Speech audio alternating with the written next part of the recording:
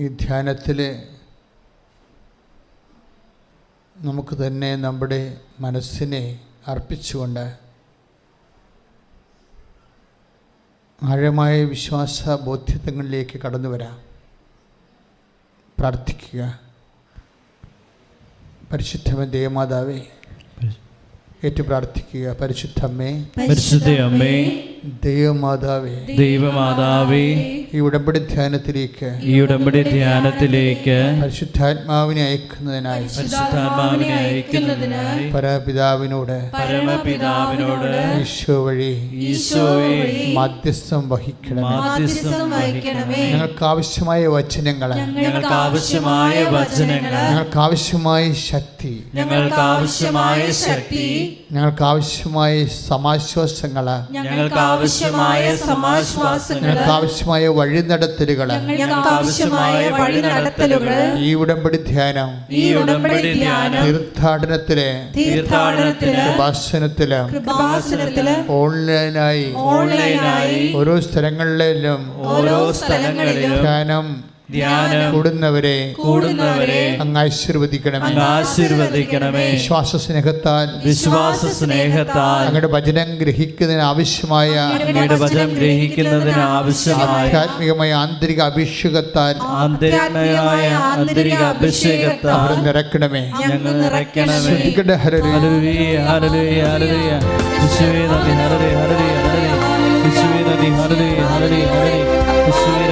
മണ്ഡലങ്ങളിലുമുള്ള ആൾക്കാർ ജീവിതത്തിൻ്റെ എല്ലാ ആവശ്യങ്ങളുടെ മേലും ആൾക്കാർ ദൈവികമായ ഇടപെടൽ ലഭിച്ചിട്ട് ജനങ്ങൾ സാക്ഷ്യം പറയുമ്പോൾ നിങ്ങൾ ഓർക്കും, ഇതൊക്കെ ഒരു ദൈവാനുഗ്രഹമാണല്ലോ, പ്രത്യേക ദൈവാനുഗ്രഹമാണ്. ആൾക്കാർ വിസ്മയം പ്രാപിക്കും. പക്ഷേ അതൊന്നുമല്ല കാര്യം. ഇതൊക്കെ ദൈവം നമുക്ക് നൽകിയിട്ടുള്ള വാഗ്ദാനത്തിൻ്റെ ആ നിറവേറ്റങ്ങളാണ് കാണിക്കുന്നത്. സ്വാഭാവികമാണ്. അസ്വാഭാവികമായി ഒന്നും കൃപാസനത്തിൽ സംഭവിക്കണില്ല. ഉടമ്പടി എന്ന വലിയ ദൈവികമായ പദ്ധതിയിലൂടെ ഒരു മനുഷ്യൻ സത്യസന്ധമായിട്ട് കടന്നു പോകുമ്പോൾ സ്വാഭാവികമായി സംഭവിക്കുന്ന ദൈവികമായ വാഗ്ദാനങ്ങൾ നിറവേറ്റ ഒരു അത്ഭുതമല്ല, അതൊരു അടയാളമാണ്. അത്ഭുതത്തെക്കാൾ ശക്തമാണ് അടയാളം. അടയാളം എന്ന് പറയുമ്പോൾ നമുക്കറിയാം, അടയാളം എന്ന് വെച്ച് കഴിഞ്ഞാൽ ഇപ്പോൾ നമ്മൾ ഏതെങ്കിലും സ്കൂളിൻ്റെ വാതിക്കൽ കൂടി പോയി കഴിഞ്ഞാൽ നമുക്ക് സ്കൂളിൽ ക്രോസ് ചെയ്യുന്ന സ്ഥലമുണ്ടെങ്കിൽ റോഡിൽ കുഞ്ഞുങ്ങൾ സ്കൂളിൽ അവരുടെ ബാഗ് തോളിലിട്ട് ഓടുന്ന ഒരു കറുത്ത ചിത്രം കാണിക്കും അല്ലേ? ചുവപ്പ് വട്ടത്തിൽ കറുത്ത ചിത്രം കുഞ്ഞുങ്ങളെ സ്കൂളിലേക്ക്. അതിൻ്റെ അർത്ഥം ഡ്രൈവർമാർക്കുള്ള ഒരു അടയാളമാണത്. എന്താ ഡ്രൈവർമാരോട് സർക്കാർ പറയണത്? ട്രാഫിക് ഡിപ്പാർട്ട്മെൻറ്റ് പറയണത് എന്താണ്? സ്ലോ ഡൗൺ ചെയ്യണം, ഇവിടെ ഒരു സ്കൂളുണ്ട്, കുഞ്ഞുങ്ങൾ പഠിക്കുന്നതാണ്, അതുങ്ങളുടെ ജീവിതം സംരക്ഷിക്കണം. അടയാളമാണ് അപ്പോൾ അത് സ്കൂളല്ല, അവിടെ റോഡെ കൊണ്ടൊന്നും സ്കൂളാരും വെച്ചിട്ടില്ല, അടയാളം വെച്ചിട്ടുണ്ട്. ഓരോ അത്ഭുതങ്ങളും ഒരടയാളമാണ്. എന്താണ്? നിനക്ക് ജോലി കിട്ടിയതൊന്നും അല്ല പ്രശ്നം, അത് വാഗ്ദാനത്തിൻ്റെ ഭാഗമായ ദൈവം നൽകിയ നിറവേറ്റമാണ്. മറിച്ച് എന്താണ്? ആ അടയാളത്തിൻ്റെ പിന്നിൽ ഒരു ദൈവമുണ്ട്. നിന്നെ സ്നേഹിക്കുകയും സന്ധിക്കുകയും സമാധാനിപ്പിക്കുകയും സമാശ്വസിപ്പിക്കുകയും നിൻ്റെ കൂടെ നടക്കുകയും ചെയ്യുന്ന ദൈവം കൈയടിച്ച് കർത്താവിനെ ചുടലി. വലിയ സാക്ഷ്യമാണെന്ന് വെച്ച് കഴിഞ്ഞാൽ അത്ര വലിയ സാക്ഷ്യമല്ല, എന്നാൽ നമുക്ക് റെഫർ ചെയ്യാവുന്നൊരു കുറേ അധികം പോയിൻറ്റ്സ് അതിലുണ്ട്. അഞ്ചുവായിരനെ ഒരു എയറോനോട്ടിക് എഞ്ചിനീയറാണ്.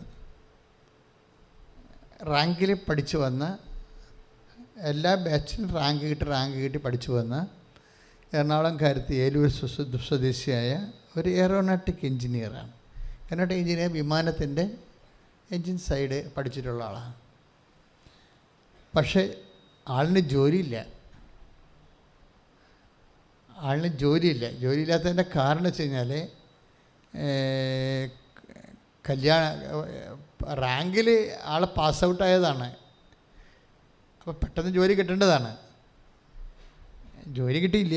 പിന്നെ കല്യാണമായി, പിന്നെ പ്രസവമായി, കുട്ടികളെ വളർത്തലായി, നല്ല ഗ്യാപ്പായിപ്പോയി.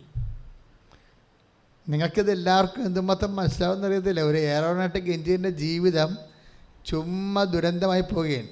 ഒന്നും പഠിക്കാത്ത കുട്ടിയെപ്പോലെ ആകാൻ പോവുകയാണ്.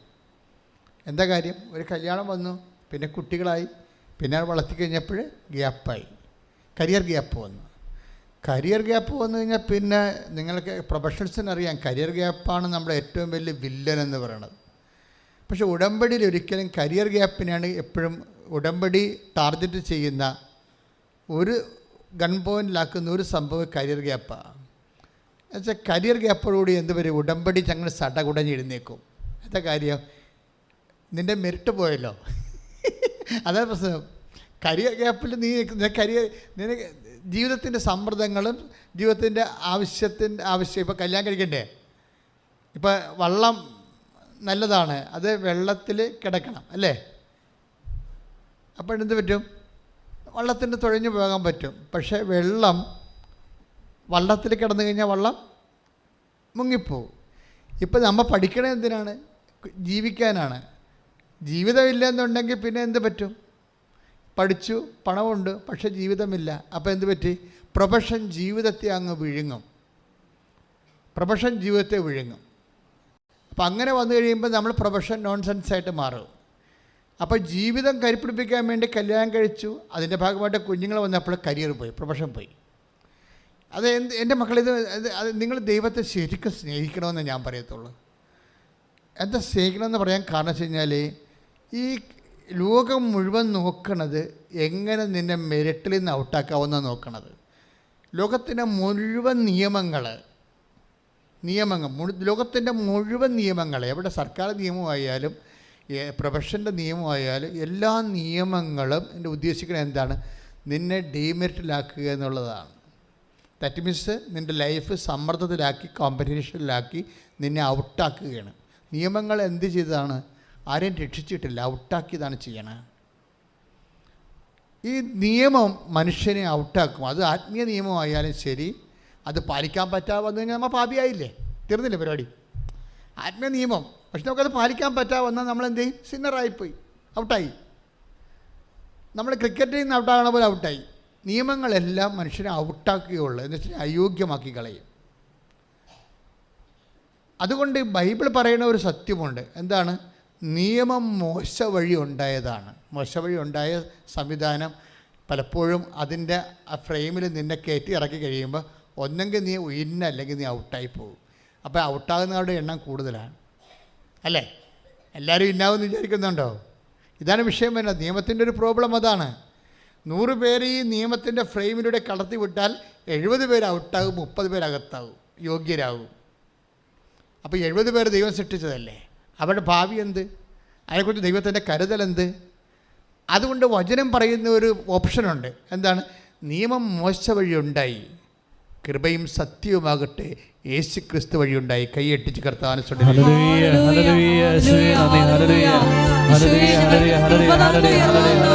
അവിടുത്തെ സ്നേഹത്തിന് നന്ദി പറയുന്നു.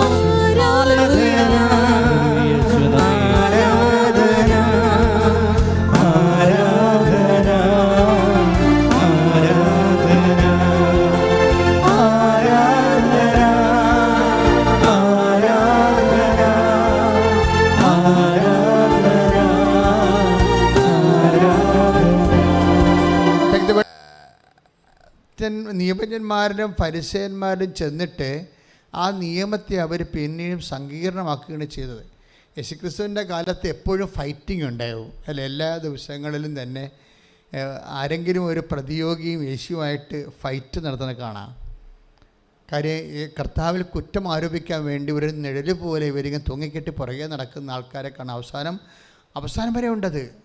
കാര്യം ഇവർ നിയമങ്ങൾ സങ്കീർണമാക്കിയിട്ട് ഭൂരിഭാഗം മനുഷ്യരെ സമൂഹത്തിൻ്റെ പിന്നാമ്പുറങ്ങളും പുറംപോക്കിനും കളഞ്ഞ ആൾക്കാരാണ്. എന്താ കാര്യം?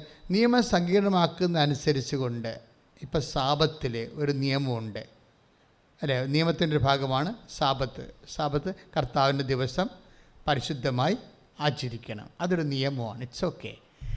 ആ നിയമത്തിൻ്റെ പെരുക്കങ്ങൾ എന്തുമാത്രം വന്നെന്നറിയാം? 3850 പെരുക്കങ്ങൾ വന്നതിൻ്റെ ആ നിയമം വ്യാഖ്യാനിക്കാൻ വേണ്ടി നിയമജനം ഉണ്ടാക്കിയതാണ്. അതിൻ്റെ ഉള്ളിലാണ് ഒരു സാബത്തിൽ ചെറിയ നമ്മൾ ബൈബിൾ വ്യാഖ്യാന പുസ്തകം വായിക്കുമ്പോൾ രസകരമായ ഒരു സംഭവം വിവരിക്കുന്നത് റബ്ബിയുടെ പുസ്തകത്തിൽ. അതായത് ഒരുത്തൻ്റെ ചെരുപ്പ് സൂര്യാസ്തമയം വരെയാണല്ലോ ഈ സാപത്ത് നിലനിൽക്കുന്നത്. അപ്പോൾ സൂര്യാസ്തമയത്തിന് മുമ്പ് നടന്നു പോകുന്ന സമയത്ത് ഒരുത്തൻ്റെ ചെരുപ്പ് വള്ളി പൊട്ടിപ്പോയി. അപ്പം അതിനകത്ത് വള്ളി പൊട്ടിപ്പോയാൽ എന്ത് ചെയ്യണമെന്ന് മോസസ് പറഞ്ഞിട്ടില്ല. മനസ്സിലായില്ലേ?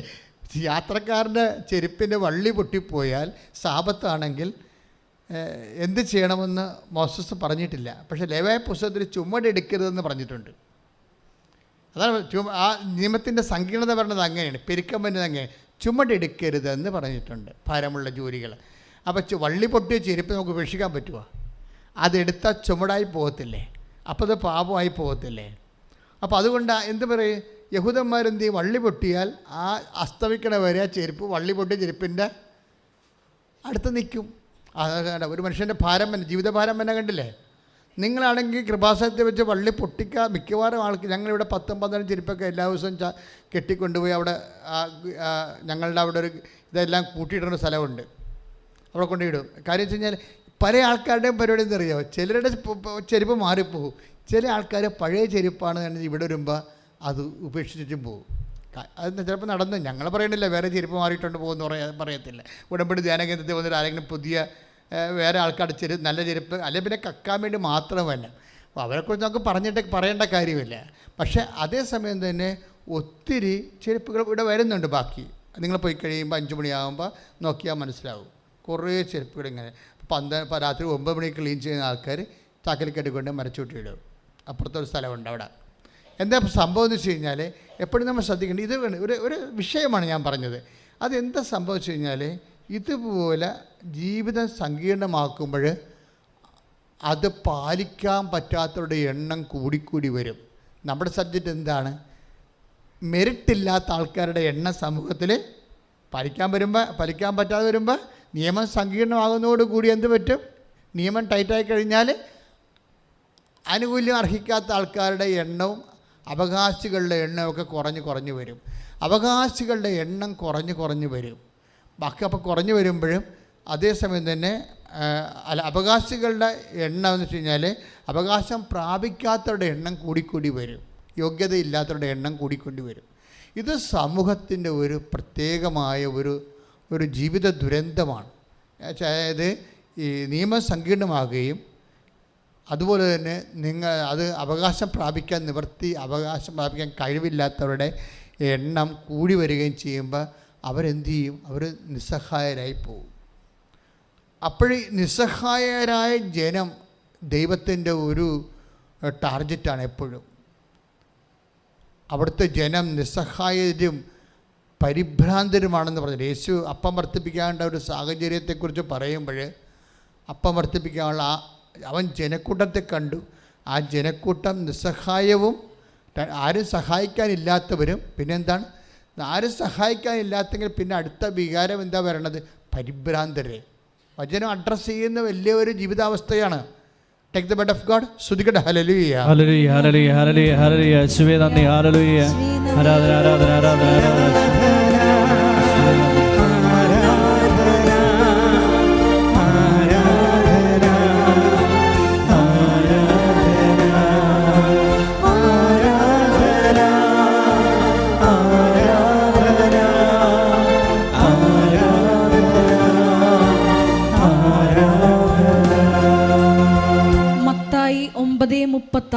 മത്തായിയുടെ സുവിശേഷം 9:36. ജനക്കൂട്ടത്തെ കണ്ടപ്പോൾ യേശുവിന് അവരുടെ മേൽ അനുകമ്പ തോന്നി. അവർ ഇടയനില്ലാത്ത ആടുകളെ പോലെ പരിഭ്രാന്തരും നിസ്സഹായരുമായിരുന്നു. അപ്പോൾ 2 കാര്യങ്ങളാണ് സംഭവിക്കുന്നത്. അതായത് ദൈവത്തിന് തോന്നുന്ന പ്രഥമ വികാരം എന്താണ്? അനുകമ്പയാണ്. That means അനുകമ്പയാണ്. കരുണയെന്ന് പറയുമ്പോൾ തന്നെ ഓർക്കുക, നമുക്ക് മെരിട്ടില്ലെന്ന് ഓർക്കുക. നമ്മുടെ മെരിട്ട് പോവുകയാണ്. ഇപ്പോൾ എയറോനോട്ടിക് എഞ്ചിനീയറിൻ്റെ പ്രശ്നം എന്താണ്? അവളുടെ കരുണയാണ് ആവശ്യം അല്ല. നമ്മൾ പണ്ട് അഞ്ചു ആൻ്റണിയുടെ പ്രശ്നം എന്താണ്? മേലൂർ. എന്താ അവരുടെ പ്രശ്നം? അവർക്ക് കരുണയാണ് ആവശ്യം. കാര്യം അവരുടെ റാങ്കിൽ കയറി വന്നതാണ്. പക്ഷേ ഇപ്പോഴേ അവർക്ക് 5-6 കൊല്ലത്തെ ഗ്യാപ്പായിപ്പോയി. കുഞ്ഞുങ്ങളെ പ്രസവിച്ച വിഷയം അവിടെ കൊണ്ട് തീരണില്ലല്ലോ. ആ കുഞ്ഞുങ്ങൾക്ക് വല്ല രോഗവും വന്നാൽ പിന്നെ അതുങ്ങളെ കൂടെ ആശുപത്രിയിലായി. പിന്നെ എന്തെല്ലാം പുലിവാലികളാണ്. ഓരോരുത്തരുമൊക്കെ കുഞ്ഞുങ്ങളെ വളർത്തി നിങ്ങളൊക്കെ കുഞ്ഞുങ്ങളാകുന്നവരെ അപ്പനും അമ്മയും എന്താ ചെയ്തതെന്നൊക്കെ മനസ്സിലാകത്തില്ലല്ലേ. ഈ കുഞ്ഞുങ്ങൾ താമസിക്കുന്നവരൊക്കെ ഓർക്കണം, അത് കർത്താവിൻ്റെ അടുക്കൽ പ്രാർത്ഥിച്ച് വാങ്ങിക്കാനാണ്. ഓട്ടോമാറ്റിക്കായിട്ട് കുഞ്ഞുങ്ങളെ കിട്ടണത് അത്ര നല്ല കാര്യമല്ല. ഓട്ടോമാറ്റിക്കായിട്ട് കുഞ്ഞുങ്ങളെ കിട്ടുന്നത് സ്വാഭാവികമായി കല്യാണം കഴിച്ചു കുഞ്ഞുങ്ങളായെന്നൊക്കെ പറയണത് അത്ര നല്ല കാര്യമല്ല. എന്താ കാര്യം? അത് നിൻ്റെ ഭർത്താവിൻ്റെ അടുക്കൽ നിന്ന് മേടിച്ചതാണ്, അല്ലെങ്കിൽ ഭാര്യയുടെ അടുക്കൽ നിന്ന് വാങ്ങിച്ചതാണ്. ദൈവത്തിൻ്റെ അടുക്കൽ മേടിക്കണമെങ്കിൽ തീർച്ചയായിട്ടും താമസിച്ച് മേടിക്കണം, പ്രാർത്ഥിച്ച് മേടിക്കണം. മനസ്സിലായില്ലേ? ഒരു വിഷയം അങ്ങനെയാണല്ലോ. അതായത് ഇൻ കേസ് അപ്പോൾ നിങ്ങൾ ഓർക്കും, അച്ഛാ അതെന്താ ഇങ്ങനെ പറയണമെന്ന്. ഇങ്ങനെ ഇനിയിപ്പം നിങ്ങൾ സ്വാഭാവികമായിട്ട് പ്രഗ്നൻ്റ് ആയതാണെങ്കിൽ പോലും എൻ്റെ മകനെ മകളെ ഇത് സ്വാഭാവിക നടപടി ആണെങ്കിൽ സ്വാഭാവികമായി നിങ്ങളിപ്പോഴും ആനിമൽ കിങ്ഡത്തിലാണ്. പല കിങ്ഡമില്ലേ, പ്ലാന്റിൻ്റെ കിങ്ഡമുണ്ട്, പിന്നെ ഹ്യൂമൻ കിങ്ഡമുണ്ട്, പിന്നെ ആനിമൽ കിങ്ഡമുണ്ട്. ആനിമൽ കിങ്ഡത്തിലെല്ലാം സ്വാഭാവികമായി ഡെലിവറി നടക്കുന്നു. പക്ഷേ നമ്മളൊരു ദൈവത്തിൻ്റെ മൈതലായി കഴിയുമ്പോൾ എന്ത് നമുക്ക് കിട്ടുന്ന അനുഗ്രഹമായാലും അത് പ്രാർത്ഥിച്ച് വാങ്ങിക്കാൻ പഠിക്കണം. അതിനൊരു അഭിഷേകം വേണം, അല്ലെങ്കിൽ ഇതിലൊന്നും ദൈവത്തെ ഓർക്കത്തില്ല. ദൈവത്തെ ഓർക്കാത്തൊരു വിഷയമേ ഒരാൾ ദൈവമായിട്ട് എന്തുമാത്രം. ഇന്നിപ്പോൾ ഞാൻ കൊച്ചനോട് നമ്മുടെ പ്രഭുച്ചനോട് അതിനെക്കുറിച്ച് സംസാരിക്കുകയായിരുന്നു. അതാ രോമമുള്ളതാണെന്ന് ഓർക്കില്ല, ഇന്നത്തെ സ്ട്രോക്ക് അതായിരുന്നു. അതായത് നമ്മളെപ്പോഴും നമ്മൾ ശ്രദ്ധിക്കേണ്ടത്, നമ്മൾക്ക് ഒരു ഇടക്കും തലക്കൊക്കെ നമ്മൾ ദൈവത്തെ ചുമ്മാ ഓർക്കണം. അങ്ങനെ ഓർക്കുന്ന ഒരാളാണ് നീയെങ്കിൽ നീ ദൈവ പൈതലാണ്. ചുമ്മാ വെറുതെ ഇരിക്കുന്ന സമയത്തൊക്കെ ദൈവത്തെക്കുറിച്ച് ഓട്ടോമാറ്റിക്കായിട്ട് ഓർക്കണം. ദൈവത്തെ ഓർക്കുകയും അപ്പോൾ ഹൃദയത്തിൽ മധുരം തുളുമ്പുകയും ഒക്കെ ചെയ്യണം. ദൈവത്തിൻ്റെ പരിപാലനം ഓർത്തുകൊണ്ടും. അല്ലാതെ ഒരു ഇഷ്യൂ ഉണ്ടായി, ഞങ്ങൾ ഇന്ന് ബ്രേക്ക്ഫാസ്റ്റിന് ഇരിക്കുമ്പോൾ പറഞ്ഞതാണത്. ഒരു ഇഷ്യൂ ഉണ്ടായി, മകൾ കണ്ടവൻ്റെ പുറകെ പോയപ്പോൾ അയ്യോ എന്നും പറഞ്ഞ് കാലിയെ കെട്ടിക്ക് വീണ് അമ്മ ദൈവത്തെ ഓർക്കണത്. മണ്ടത്തരം, തീർന്നില്ല പരിപാടി. ദൈവത്തെ നീ നിരന്തരം ഓർത്ത് ജീവിക്കുന്നതാണ് നിനക്ക് വേണ്ടിയല്ല, ദൈവത്തിന് വേണ്ടി. നീ ദൈവത്തെ ഓർക്കത്തില്ലെന്ന് ഞാൻ പറയത്തില്ല, പക്ഷേ ആ ഓർക്കണ ഓർമ്മ മുഴുവൻ നിൻ്റെ കാര്യത്തിന് വേണ്ടിയാ.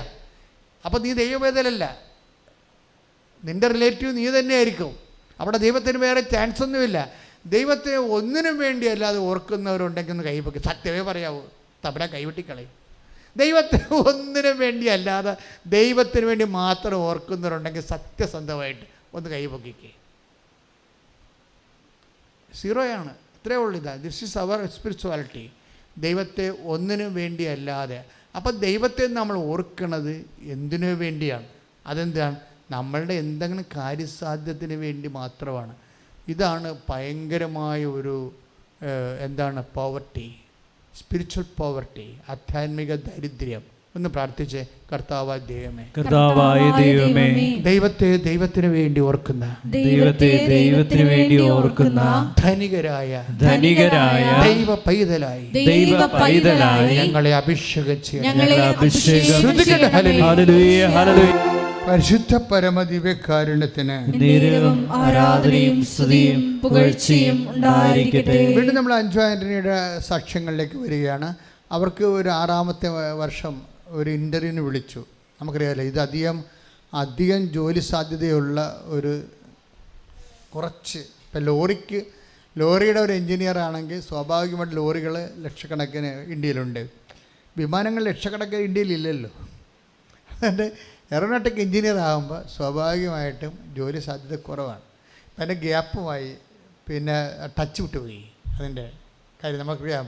ടച്ച് വിട്ടു പോകണമെന്ന് പറഞ്ഞാൽ നിസ്സാര കാര്യമല്ല. ഗ്യാപ്പ് എന്ന് പറയുമ്പോൾ എന്തുകൊണ്ടാണ് ഗ്യാപ്പ് വന്ന ആൾക്കാർ എടുക്കാത്തതെന്ന് വെച്ച് കഴിഞ്ഞാൽ, ഇപ്പം നേഴ്സാണ്, ഗ്യാപ്പുണ്ട് 5 കൊല്ലത്തെ. എന്തുകൊണ്ടാണ് ആശുപത്രിക്കാർ എടുക്കാത്തത്? ടച്ച് വിട്ടു പോയത് കൊണ്ടാണ്. ഇപ്പം ഞാൻ സംസ്കൃതം പഠിച്ച ആളാണ്, ഗ്രീക്കും പഠിച്ചിട്ടുണ്ട്, ലാറ്റിനും പഠിച്ചിട്ടുണ്ട്. എല്ലാം ഓരോ കൊല്ലം ടച്ചിന് പഠിച്ചതാണ്. ഹിന്ദി സ്കൂളിൽ പഠിച്ചതേ ഉള്ളൂ. പക്ഷേ ഈ സാധനമെല്ലാം ടച്ച് വിട്ടുപോയി.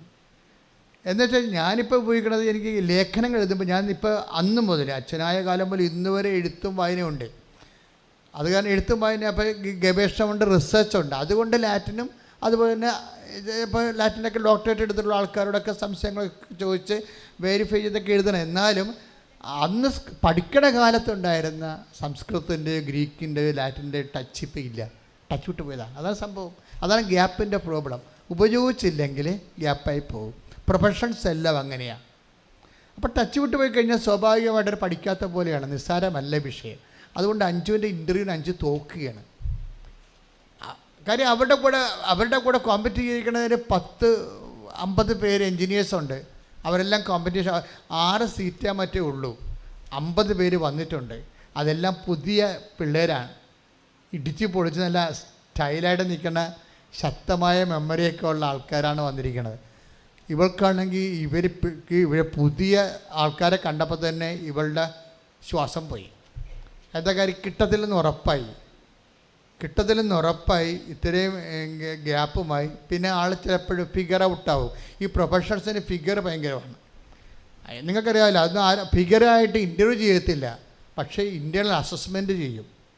അതൊക്കെ നിസ്സാര കാര്യമല്ല. ഫിഗറില്ല, നമ്മുടെ ബോഡി ഷേപ്പ് അവർ ഇൻ്റർവ്യൂവിൽ ആ സാധനം കാണത്തില്ല, പക്ഷേ ഇൻ്റേണൽ അസസ്മെൻറ്റിലുണ്ടാവും.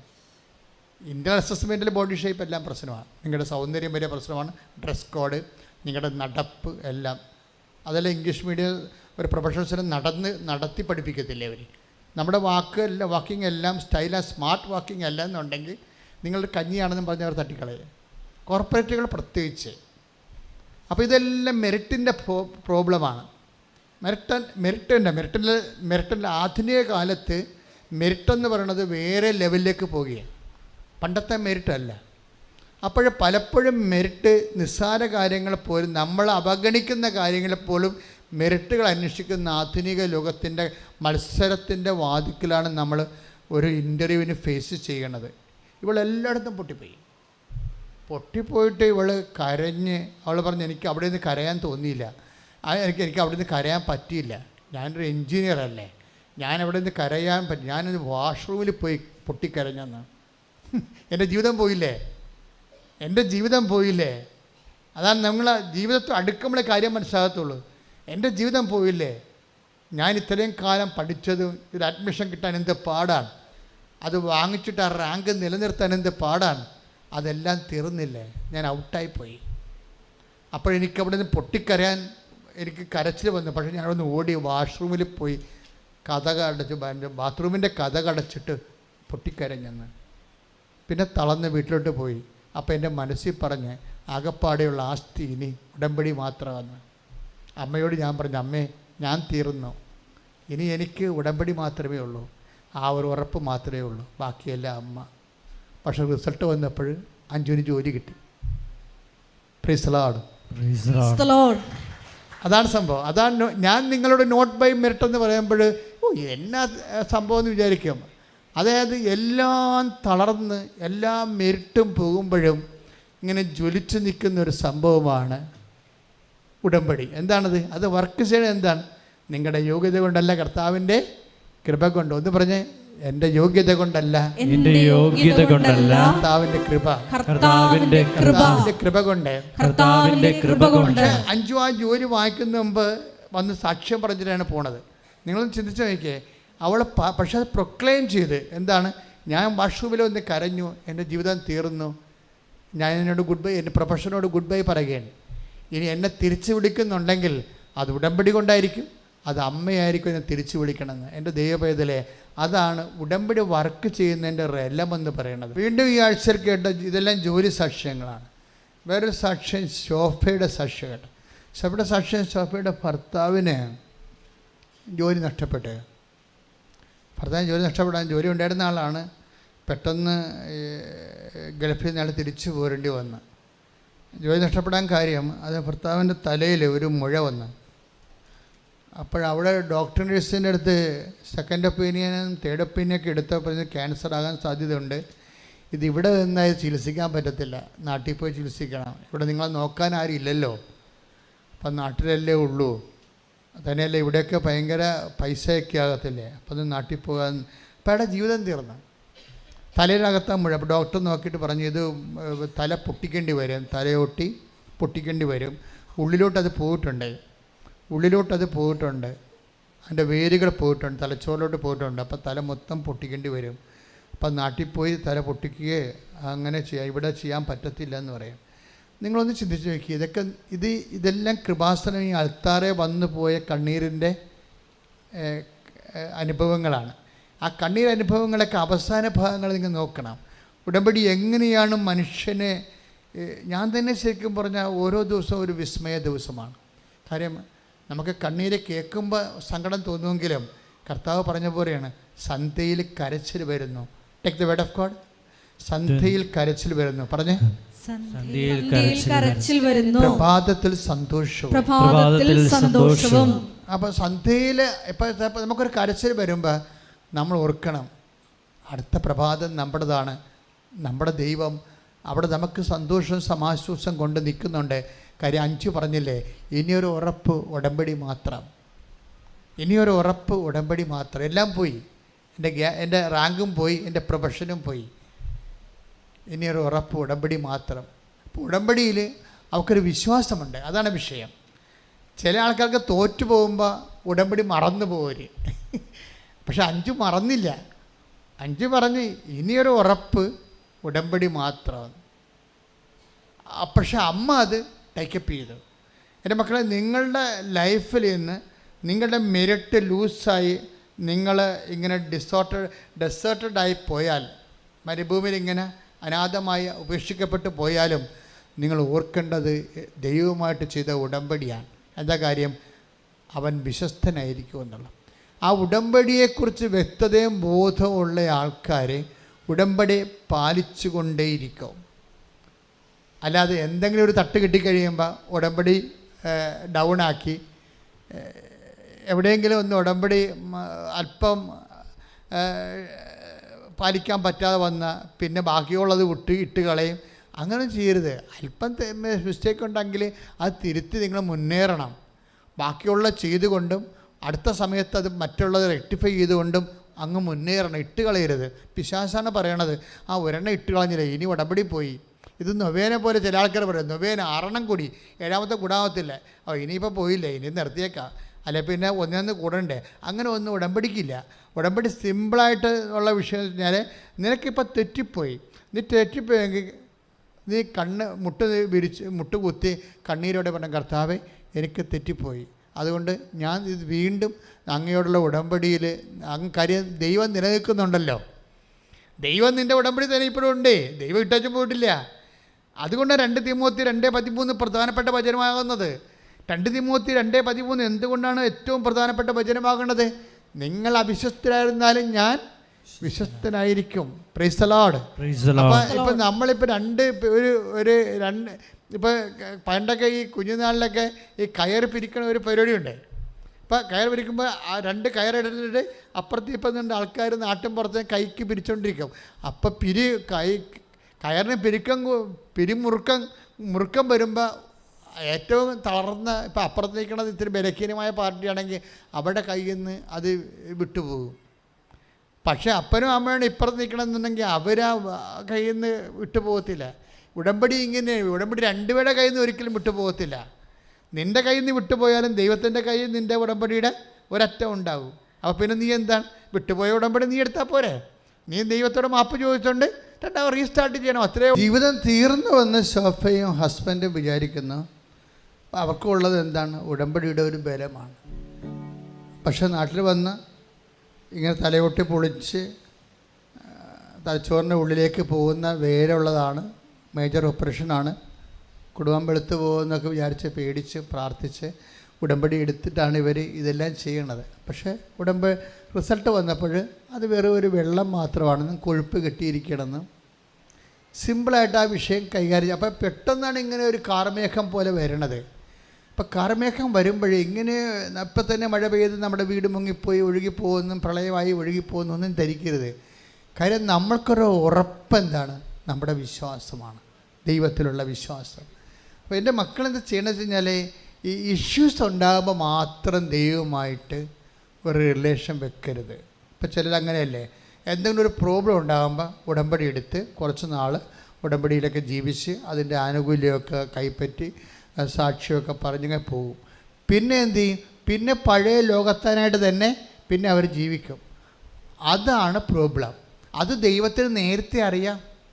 നിങ്ങൾ ഈ കാര്യം കണ്ടു കഴിയുമ്പോൾ വീണ്ടും പഴയതുപോലെ പൗശന്യവും വഴക്കും തമ്മിലടിയും അസ്വസ്ഥതയും കള്ളത്തരവും തോന്നിവാസവും മത്സരവും വാശിയും വെള്ളവടിയും എല്ലാം തിരിച്ചു വരുമെന്നും നിങ്ങളിപ്പോൾ അത്യാവശ്യം നിക്കക്കളിയില്ലാത്തതുകൊണ്ട് പട്ടങ്ങി പറയണമെന്നും നിങ്ങൾ പഴയ പിഴച്ച ആൾക്കാരായിട്ട് തന്നെ തിരിച്ചു പോകുമെന്നും ദൈവത്തിനെങ്ങാനും ഒരു അറിവ് നേരത്തെ ഉണ്ടെങ്കിൽ അത് പണിയായി വരും, ഉടമ്പടി താമസിക്കാം.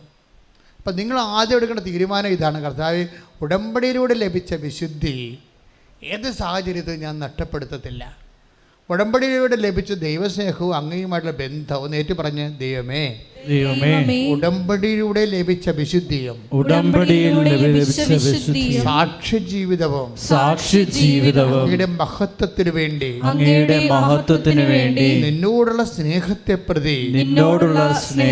പ്രതി ഞാൻ എക്കാലവും നിലനിർത്താം. എന്നെ സഹായിക്കണമേ.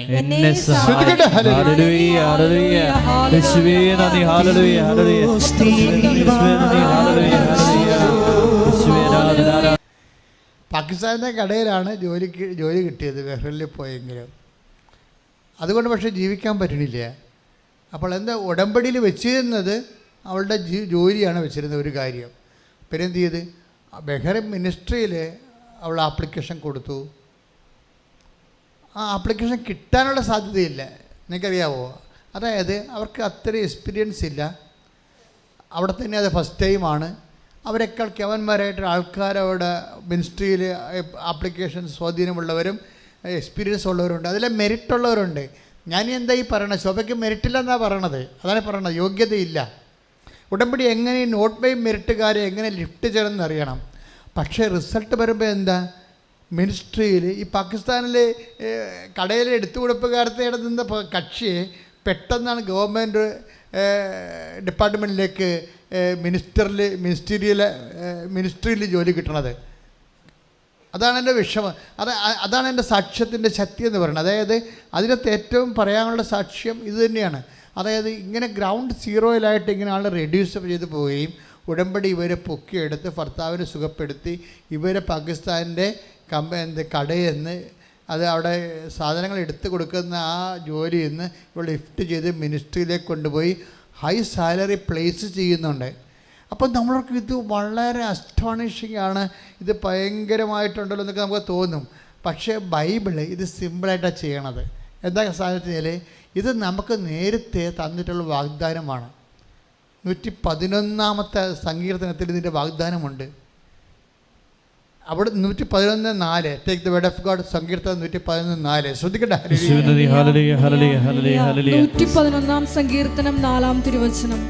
തന്റെ അത്ഭുത പ്രവൃത്തികളെ അവിടുന്ന് സ്മരണീയമാക്കി. കർത്താവ് കൃപാലുവും വാത്സല്യനിധിയുമാണ്. തന്റെ ഭക്തർക്ക് അവിടുന്ന് ആഹാരം നൽകുന്നു. അവിടുന്ന് തന്റെ ഉടമ്പടിയെ എപ്പോഴും അനുസ്മരിക്കുന്നു. കാര്യങ്ങൾ പോകണ്ടല്ലോ. ഒന്ന് പറഞ്ഞ തന്റെ ഭക്തർക്ക് അവിടുന്ന് ആഹാരം നൽകുന്നു. ജീവിതമാർഗം എന്നതിൻ്റെ അർത്ഥം ആഹാരത്തിൻ്റെ കപ്പ പുഴുക്കി കൊണ്ടുവന്ന് കൈ തരുന്ന കാര്യമല്ല ഈ പറയണത്. ജീവിതമാർഗം നൽകുന്നു. എന്താണ്? തൻ്റെ ഭക്തർക്ക് പറഞ്ഞേ, തന്റെ ഭക്തർക്ക് അവിടുന്ന് ആഹാരം നൽകുന്നു.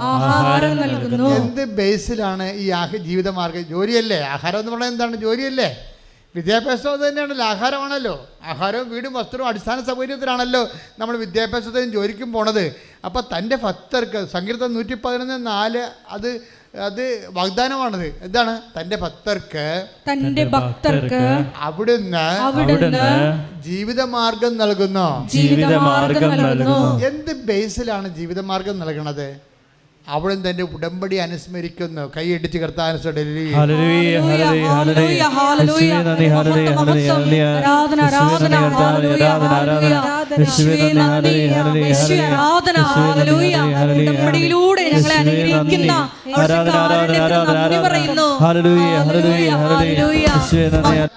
ആകാശത്തിലെ പക്ഷികളെ നോക്കി, അവർ വിതക്കുന്നില്ല, കൊയ്യുന്നില്ല. പക്ഷെ അതൊന്നും ഉടമ്പടി പ്രകാരമല്ല. മനസ്സിലായില്ലേ? അതായത് നിങ്ങൾക്ക് മെരിറ്റ് പോകുന്ന സമയത്ത് ആഹാരം കിട്ടുന്നത്, ജോലി കിട്ടുന്നത്, ഇറ്റ് ഈസ് മെരിറ്റ് പോയാൽ പിന്നെ എന്താണ്? But by grace. അതാണ് 111:4 പറയണത്.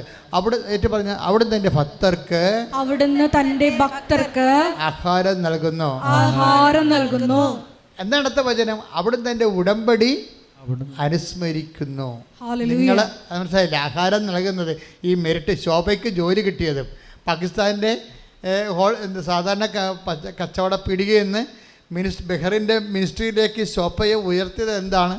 അവിടുന്ന് തൻ്റെ ഉടമ്പടി അനുസ്മരിക്കുന്നു. അതായത് ദൈവം നീ ചെയ്ത ഉടമ്പടി അനുസ്മരിക്കുകയാണ്.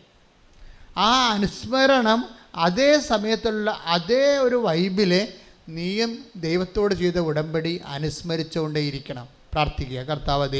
കർത്താവായ ദൈവമേ, ഞാൻ അങ്ങയോട് ചെയ്ത ഉടമ്പടി അനുദിനം അനുസ്മരിക്കുവാനും അതനുസരിച്ച് അങ്ങയുടെ ഭക്തനായി ഭക്തയായി ഉടമ്പടിയിൽ വളരുവാനും എന്നെ സഹായിക്കണം.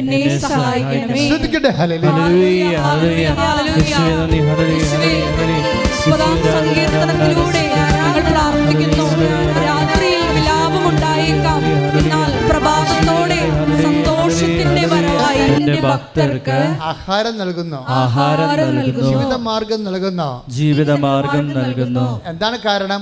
അവിടുന്ന് തന്റെ ഉടമ്പടി അനുസ്മരിക്കുന്നു. അപ്പൊ ഭക്തർക്കാണ് നൽകുന്നത്. ഭക്തി ഒരു പ്രശ്നമാണ് നിന്റെ അകത്തെ. ഉടമ്പടിയും ഭക്തിയും. ഇപ്പം നിനക്ക് ജോലി വേണം, വീട് വേണം, വിവാഹം നടക്കണം, കുഞ്ഞുങ്ങൾ ഉണ്ടാവണം, വസ്തു വിൽക്കണം, രോഗം മാറണം, ദാറ്റ്സ് ഓക്കെ. പക്ഷെ ഇത് വർക്ക് ചെയ്യണ ഭക്തിയിലാണ്. ഈ ഇങ്ങനെ എല്ലാ മാർഗങ്ങളും ഉടമ്പടിയുടെ ഭക്തിയുണ്ട്. ഭക്തി എന്ന് പറയണം നീ ഇവിടെ വന്ന് വിറച്ചതുള്ളി കമന്നടിച്ച് കിടക്കണമല്ല ഭക്തി. ഉടമ്പടിയുടെ ഭക്തി എന്ന് പറഞ്ഞാൽ കഴിഞ്ഞ പ്രാവശ്യം ഞാൻ കഴിഞ്ഞ ആഴ്ച പറഞ്ഞായിരുന്നു ഭക്തി എന്ന് പറയണത് എന്താണെന്ന്. പറഞ്ഞായിരുന്നു. അതായത് ഇപ്പം ഒരു ഭക്തി പ്രത്യയം ഉണ്ടല്ലോ എൻ്റെ അടുത്ത്. ഇത്ത എന്ന ഭക്തി ഫായും ഫാ പ്ലസ് ത വെച്ചാൽ ഇത്ത എന്ന് വെച്ചാൽ സംസ്കൃതത്തിൽ ഒട്ടുക എന്ന അർത്ഥം. ഒട്ടണം എന്നാണ് അർത്ഥം. രക്തമില്ലേ, രക്തത്തിനൊരു ഇത്ത ഉണ്ടല്ലോ, ഒട്ടണം എന്നതിന് അർത്ഥം. വെച്ചാൽ രജോ ഗുണത്തോട് ക്ഷത്രിയ ശക്തി. അപ്പോൾ ക്ഷത്രിയ ഗുണത്തോട് ഒട്ടണതിനാണ് രക്തമെന്ന് പറയണത്. അതായത് രജോ ഗുണം എന്ന് പറഞ്ഞൊരു ശക്തിയുണ്ട്. നമുക്കറിയാം തമോ ഗുണമുണ്ട്, ഇരുട്ടിൻ്റെ ശക്തി, ദുഷ്ടന്മാരുടേത്, ക്രിമിനൽസിൻ്റെത് തമോ ഗുണം. രജോ ഗുണം ധൈര്യശാലികളുടേത്, അവരല്ലേ സാഹസപ്പണിയൊക്കെ ചെയ്യണത്. അപ്പോൾ രജോ ഗുണം. പിന്നെ ഉള്ളത് സദ്ഗുണമുണ്ട്. അപ്പോൾ ഇതുപോലെയുള്ള മനുഷ്യൻ്റെ ബ്ലഡിൻ്റെ നമ്മുടെ ഇന്ത്യൻ ഫിലോസഫിയിൽ കുറേ അധികം തരംതിരിവുണ്ട്. ഈ രജോ ഗുണത്തോട് ധൈര്യത്തോട് ഒട്ടു നിൽക്കുന്ന സാധനം ഒട്ടിപ്പിക്കുന്നതിന് രക്തം എന്ന് പറയും. രജോ ഗുണത്തോട് ഒട്ടുന്നതിന് രക്തം. ഇനി ഭക്തി എന്ന് പറഞ്ഞാൽ എന്താണ്? അതിവിടെ ഒരു ഇത്തായുണ്ട്.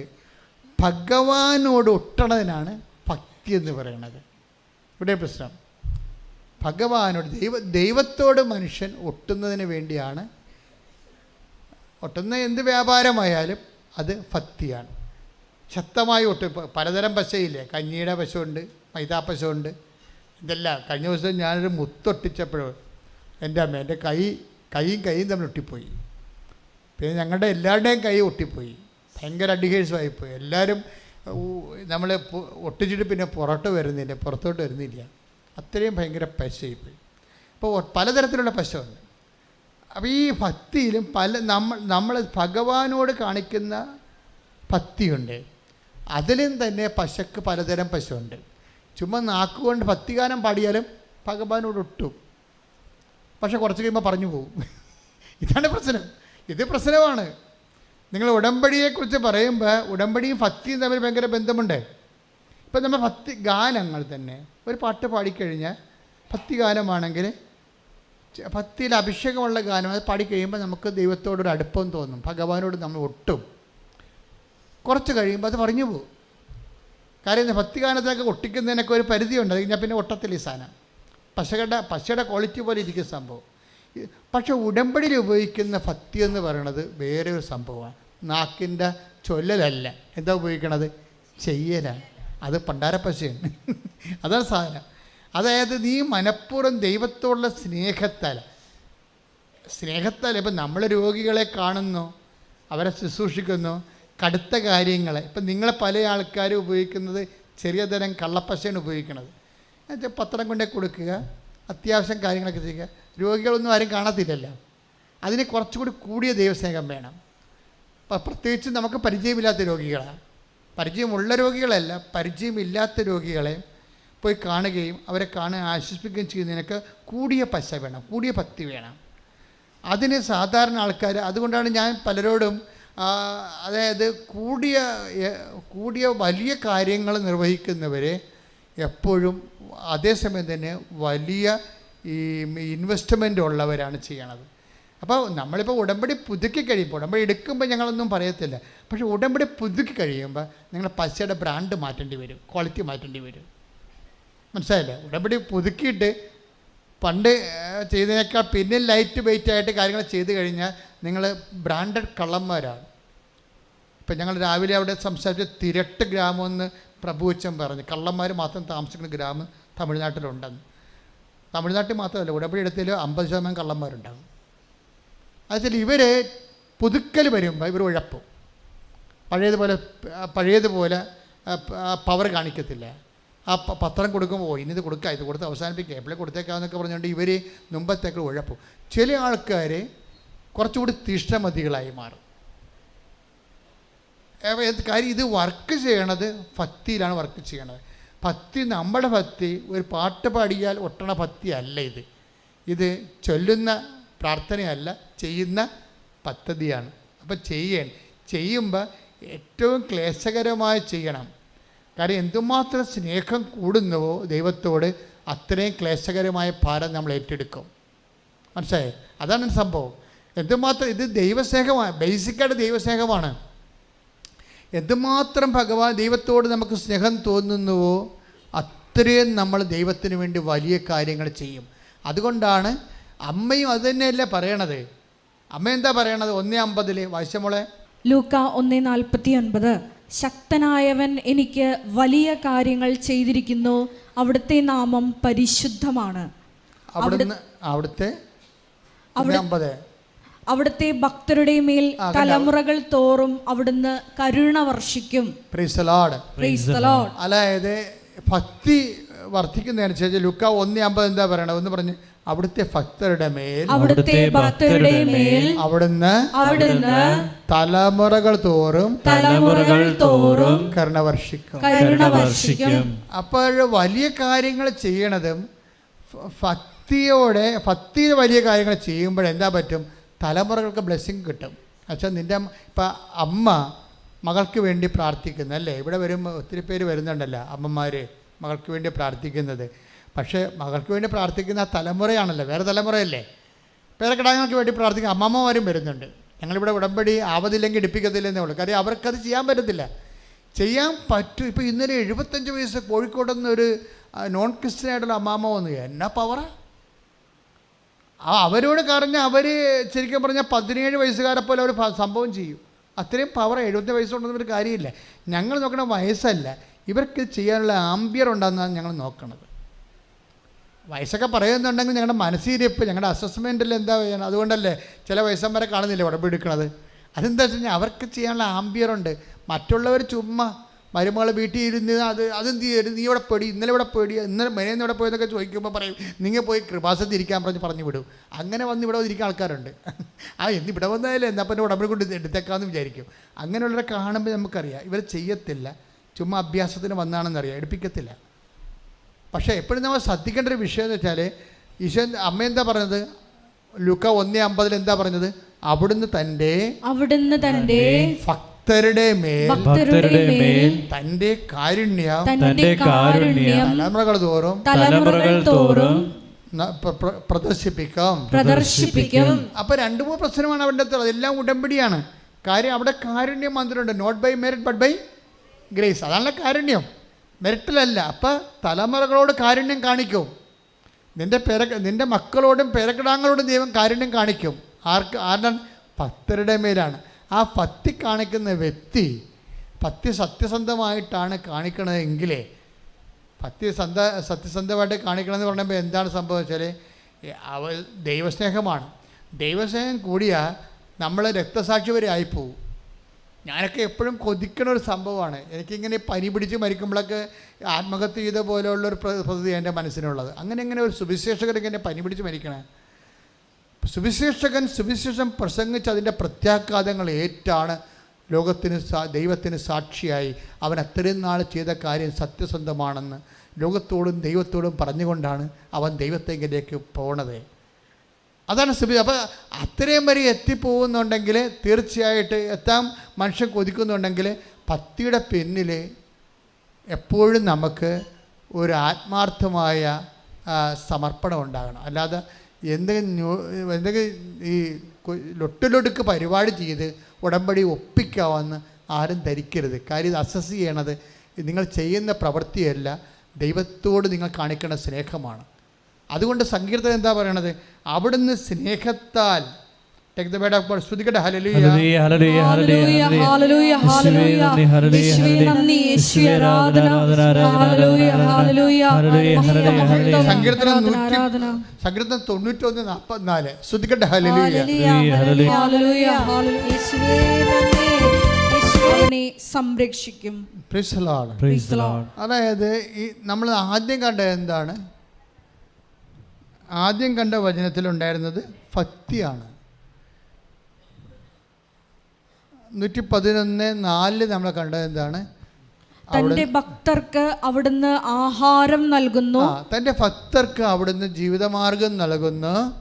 അവിടുന്ന് തന്റെ ഉടമ്പടിയെ എപ്പോഴും അനുസ്മരിക്കുന്നു. അവിടുന്ന് തന്റെ ഉടമ്പടിയെ എപ്പോഴും അനുസ്മരിക്കുന്നു.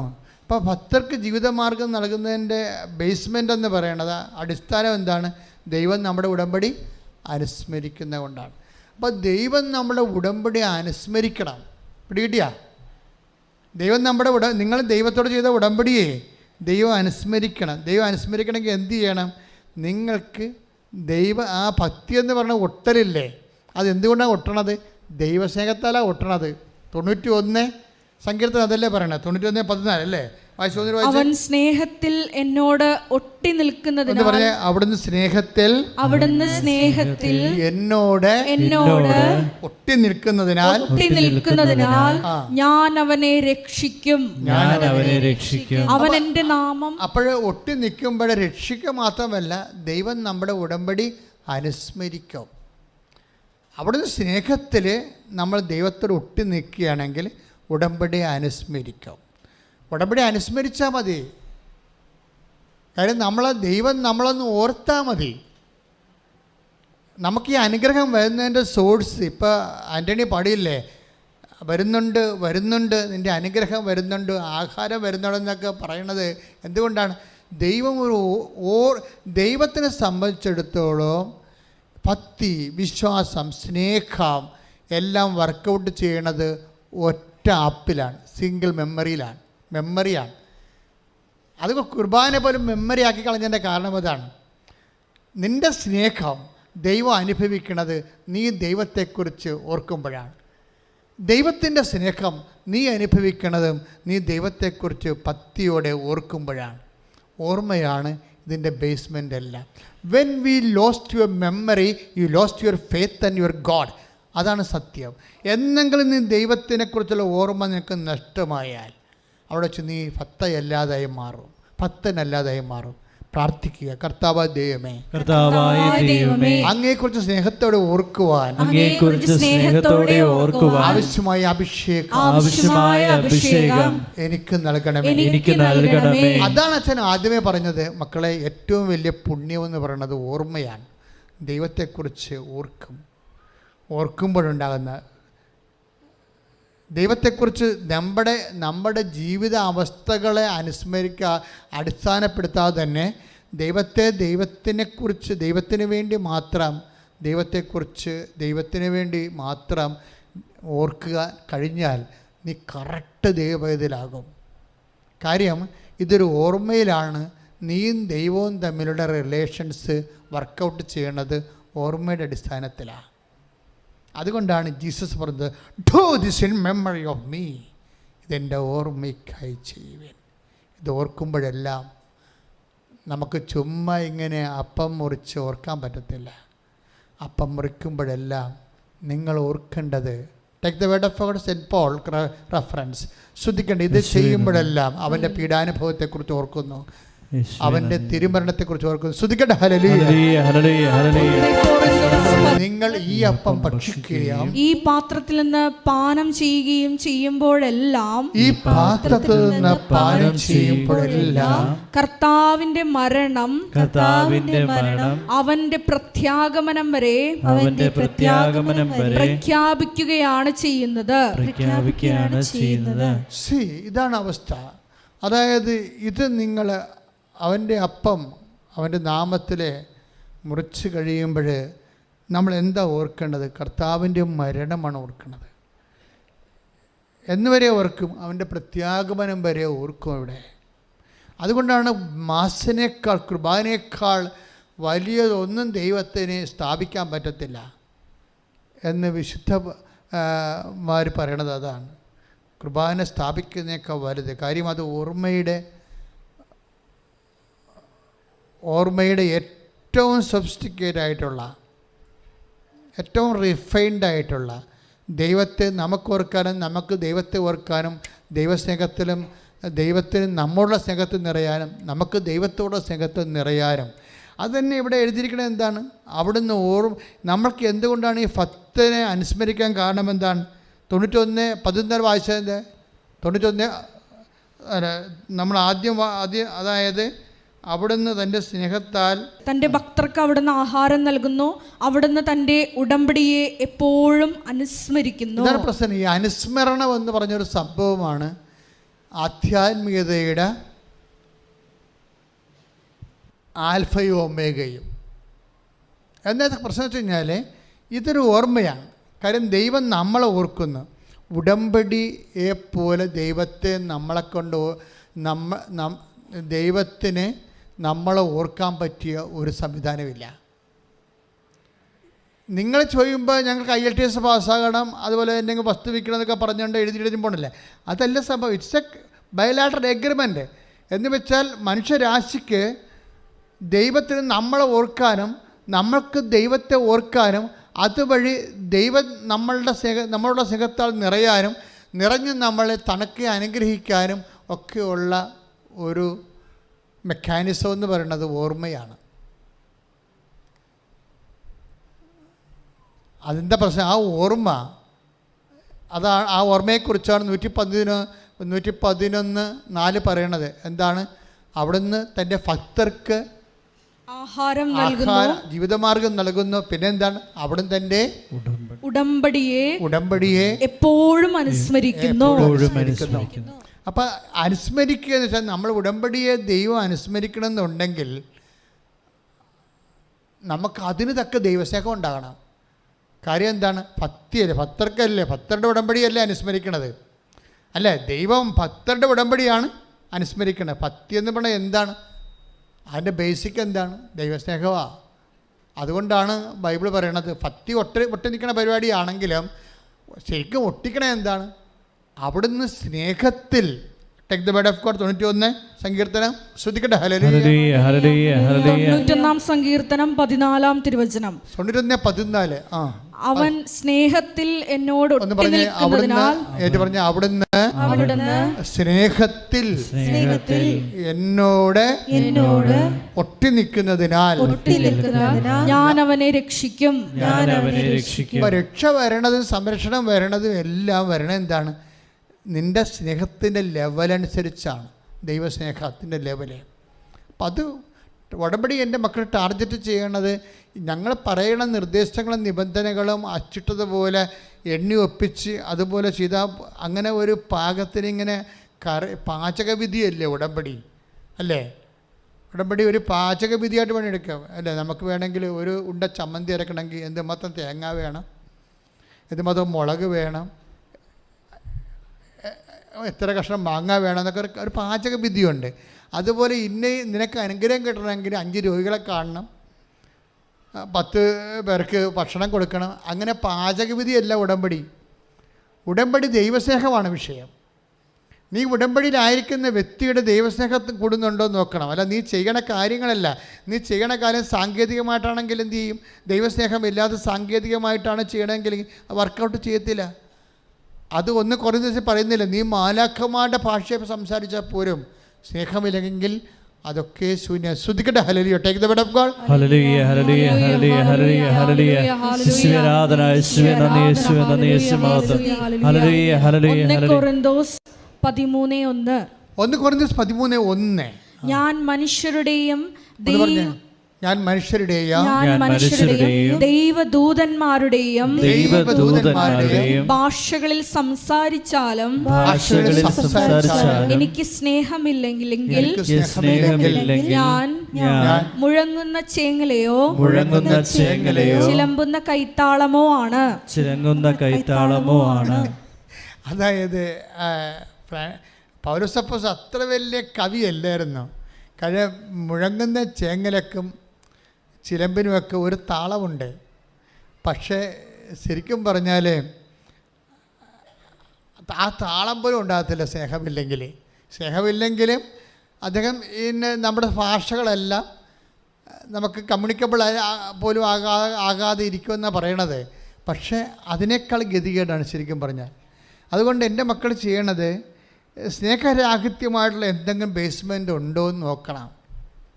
കാര്യം ഇതെല്ലാം ചെയ്യണമെങ്കിൽ സ്നേഹം വേണം. ആരോട് വേണം? ദൈവത്തോട് വേണം. ദൈവത്തോട് സ്നേഹമില്ലാതെ നിനക്ക് ആശുപത്രിയിൽ പോകാനൊന്നും രോഗികളെ കാണാൻ പറ്റത്തില്ല. ദൈവത്തോട് സ്നേഹമില്ലാതെ നിനക്ക് ഒരു ബന്ധവും സ്വന്തമല്ലാത്ത ആൾക്കാരെ വിളിച്ചിരുത്തി പഠിക്കാൻ, ഇപ്പം ഞാൻ ചില സമയത്ത് പറഞ്ഞു ട്യൂഷൻ പഠിപ്പിക്കാൻ പറ്റുന്നവരിപ്പോൾ ഈ വെക്കേഷൻ ടൈമാണ്. എല്ലാവരും തന്നെ ഇംഗ്ലീഷിനും കണക്കിനുമൊക്കെ കുറവുള്ള ആൾക്കാരാണ് പിള്ളേർക്ക് നല്ല വിദ്യാഭ്യാസം കിട്ടണില്ല. അപ്പോൾ അതുകൊണ്ട് തന്നെ അവർക്കൊരു സെൻറ്റൻസ് പോലും എഴുതാൻ അറിയാൻ പാടില്ലാത്ത 10ാം ക്ലാസ്സുകാരെ നമ്മൾ കണ്ടിട്ടുണ്ട്. അപ്പോൾ കുറച്ച് പഠിപ്പുള്ളവർ SSLC അതുപോലെ തന്നെ 9ാം ക്ലാസ്സുകാരൊക്കെ വിളിച്ചിരുത്തിയിട്ട് അവർ കിട്ടുന്ന സമയം കൊണ്ട് അവിടെ ഗ്രാമർ ഒന്ന് ചെക്ക് ചെയ്യണം, അവിടെ കണക്കൊന്ന് നോക്കണം. അവർക്ക് ബേസിക് പോയിരിക്കുന്ന ആൾക്കാരാണ്. അപ്പോൾ അവർ 10ാം ക്ലാസ്സിൽ പഠിച്ചാലും ജോലിയൊന്നും കിട്ടത്തില്ല അവർക്ക്. ഗവൺമെൻറ് പിന്നെ ഇരട്ടി ട്യൂട്ടോറിയൽ ഇരട്ടി പണം മുടക്കി പിന്നെ ഇവരെ പഠിപ്പിക്കാതിരിക്കാൻ വേണ്ടി ഗ്രേസ് മാർക്ക് കൊടുത്ത് വിടും. പക്ഷേ ഇവരെന്നാ പറ്റണമെന്ന് വെച്ച് കഴിഞ്ഞാൽ ഗവൺമെൻറ് എന്താ ഉദ്ദേശിക്കുന്നത്? അതായത് സ്കിൽഫുൾ അല്ലാത്ത കുറച്ച് തൊഴിലാളികളെ അടുത്ത തലമുറ സൃഷ്ടിക്കാൻ പറ്റുന്ന വിദ്യാഭ്യാസമാണ് ചില സമയത്ത് ഓൾ പ്രൊമോഷൻ കൊണ്ട് ഉണ്ടാകണത്. ഗവൺമെൻറ് അതേ പറ്റത്തുള്ളൂ. ഞാൻ ഗവൺമെൻറ് കുറ്റം പറയുകയല്ല. പക്ഷേ അതേസമയം തന്നെ ഇങ്ങനെ ഷെഡ് ഔട്ട്സുകളുടെ എണ്ണം കൂടുന്നുണ്ട്. അതേസമയം തന്നെ 9ാം ക്ലാസ് വരെ ചെന്നിട്ട് ബേസിക്സ് കിട്ടാത്തവരുണ്ട്. അവരെ നിങ്ങൾ വിളിച്ചിരുത്തി ജാതി മതവും നോക്കാതെ അവരുടെ ബേസിക്സ് കറക്റ്റ് ചെയ്യണം. ഗ്രാമർ ആയാലും ഇംഗ്ലീഷ് ആയാലും കണക്കായാലും ഒന്ന് നോക്കണം. ഗ്രാമർ, ഇംഗ്ലീഷ്, കണക്ക് ഒന്ന് നോക്കിയിട്ട് കാര്യം അവർക്ക് ഇപ്പോൾ ട്യൂഷൻ പൈസ കൊടുത്ത് ട്യൂഷൻ ചെയ്യാൻ ഉള്ള മാർഗമില്ലാത്തവരെ നോക്കണം. അത് ഉടമ്പടിയുടെ ഒരു ഭാഗമാകണം. പക്ഷേ അത് നിങ്ങൾ ദൈവസ്നേഹത്താൽ ചെയ്യണം. ദൈവസ്നേഹത്തെ ചെയ്തില്ലെങ്കിലുള്ള കുഴപ്പമെന്ന് വെച്ച് കഴിഞ്ഞാൽ പിന്നെ സമുദായ സ്നേഹമാണ് ഉള്ളത്. കേരളത്തിൻ്റെ കാര്യം പറയുക, ഒരു മനുഷ്യൻ ദൈവസ്നേഹത്തെ ഇപ്പം നമ്മൾ ജാതി മാറണം, ജാതി ഉണ്ടാവരുത്, മതം ഉണ്ടാവരുതെന്നൊക്കെ പറഞ്ഞാലും ഇത് ഒരു പറയുന്ന ആൾക്കാർ അതിനേക്കാൾ വലിയ ജാതി കളിക്കുന്ന ആൾക്കാരാണ്. പക്ഷെ ഒരു കാര്യം ക്രിസ്തുവിനെ സംബന്ധിച്ചത് ഒരു കാര്യമേ പറഞ്ഞിട്ടുള്ളൂ, ജാതി മതം ഇങ്ങനെയുള്ള സംഭവങ്ങൾക്ക് അതിജീവിക്കണമെന്ന് പറയുമ്പോൾ ഇപ്പോൾ അങ്ങോട്ടും ഇങ്ങോട്ടും ഇപ്പം ചില പറയും ഇവിടെ ഇപ്പോൾ കാസ്റ്റുമാർ കല്യാണം കഴിക്കുന്നവർക്ക് ഗവൺമെൻറ് കാസ്റ്റ് കൊടുക്കണില്ലേ? കാസ്റ്റുമാർ കല്യാണം കഴിക്കുന്നവർക്ക് അല്ലേ, 2 കാസ്റ്റിൽ എതിർ കാസ്റ്റിൽ കല്യാണം കഴിക്കുന്നവർക്ക് കാശ് കൊടുക്കുന്നുണ്ട്. അപ്പോൾ അതുകൊണ്ട് കാസ്റ്റ് സിസ്റ്റം മാറുമെന്നാണ് ഇവർ പറയണത്. ആര് മാറാൻ? ഒരിക്കലും മാറത്തില്ല. കാരണം ഇത് ജാതി എന്നല്ല, ജനിതകമല്ലേ, ജനറ്റിക്കല്ലേ ഇത് സാധനം, ബ്ലഡിൽ കിടക്കുന്ന സാധനമല്ലേ ഇത്. ജാത്യ ഗുണം തൂത്താ പോവുക. ഇതിൻ്റെ ഉള്ളത് ജനറ്റിക്കൽ കേസാണിത്. ഇത് കുറേ വർഷങ്ങൾ. അതുകൊണ്ടാണ് ഈശോ എന്നാ പറഞ്ഞറിയോ, ലവ് ലെവല് കൂട്ടണം. ലെവല് നോക്കി കഴിഞ്ഞാൽ അപ്പോൾ ഇതിൻ്റെ ജാതി മതം നോക്കത്തില്ല. ഈശ്വരൻ്റെ വിശ്വാസത്തെ ചിലപ്പോൾ അത് നോക്കും, ബാക്കി ഭൗതിക കാര്യങ്ങൾക്കൊന്നും നോക്കത്തില്ല. ഈശ്വരവിശ്വാസം നിത്യതയുമായിട്ട് ബന്ധപ്പെട്ടുള്ള നിത്യത വീട്ടിക്കൊണ്ട് നമ്മൾ ഒരു കളിയും കളിക്കാൻ പറ്റത്തില്ല. കാര്യം നിത്യതയ്ക്ക് വേണ്ടി ക്രൂശിക്കപ്പെട്ട് രക്തം ചിന്തി ജീവൻ ചൊരിഞ്ഞവനാണ് നമുക്ക് നിത്യജീവൻ നൽകേണ്ടത്. ആ നിത്യജീവൻ നഷ്ടപ്പെടുത്തിക്കൊണ്ട് ഒരു വിശ്വാസിക്ക് ഒരിക്കലും ഒന്നും ചെയ്യാൻ പറ്റത്തില്ല. പക്ഷേ ഞാൻ സംസാരിക്കുന്ന വിഷയം വിദ്യാഭ്യാസമാണ്, നിത്യതയല്ല. അനുദിന ജീവിതത്തിലെ ഭൗതിക ജീവിത സാഹചര്യങ്ങളാണ്. ഭൗതിക ജീവിത സാഹചര്യങ്ങളുടെ കൊടുക്കലും മെഡിക്കലും ഒക്കെ വരണതെല്ലാം ഒരു മനുഷ്യൻ്റെ സ്നേഹ ലെവലിൽ കൂടുമ്പോഴാണ്. അതുകൊണ്ട് ഈശോ എന്നാ ചെയ്യുന്നറിയാവോ? ഞാനാണെന്ന് എന്നെ നിങ്ങൾ സ്നേഹിക്കണം. എന്തിനാണെന്നറിയാവോ? എന്നെ നിങ്ങൾ എല്ലാത്തേക്കാളും ഉപരി ദൈവത്തെ സ്നേഹിക്കണമെന്ന് പറഞ്ഞില്ലേ? അതെന്തിനാണ് അങ്ങനെ പറഞ്ഞിരിക്കണത്? എന്തിനാണ്? എല്ലാത്തിനേക്കാൾ ഉപരി നമ്മൾ ദൈവത്തെ സ്നേഹിച്ചു കഴിഞ്ഞാൽ ദൈവത്തിനെ സ്നേഹിക്കുന്ന പോലെ തന്നെ നമുക്ക് മനുഷ്യരെ സ്നേഹിക്കാം, ജാതി മതം നോക്കാതെ. അതുകൊണ്ട് എന്ത് പറഞ്ഞു? ഞാൻ രോഗിയാണെന്നല്ലേ ഈശോ പറഞ്ഞത്? അല്ലേ? Take the word of God. സ്തുതിക്കട്ടെ. ഹല്ലേലൂയ.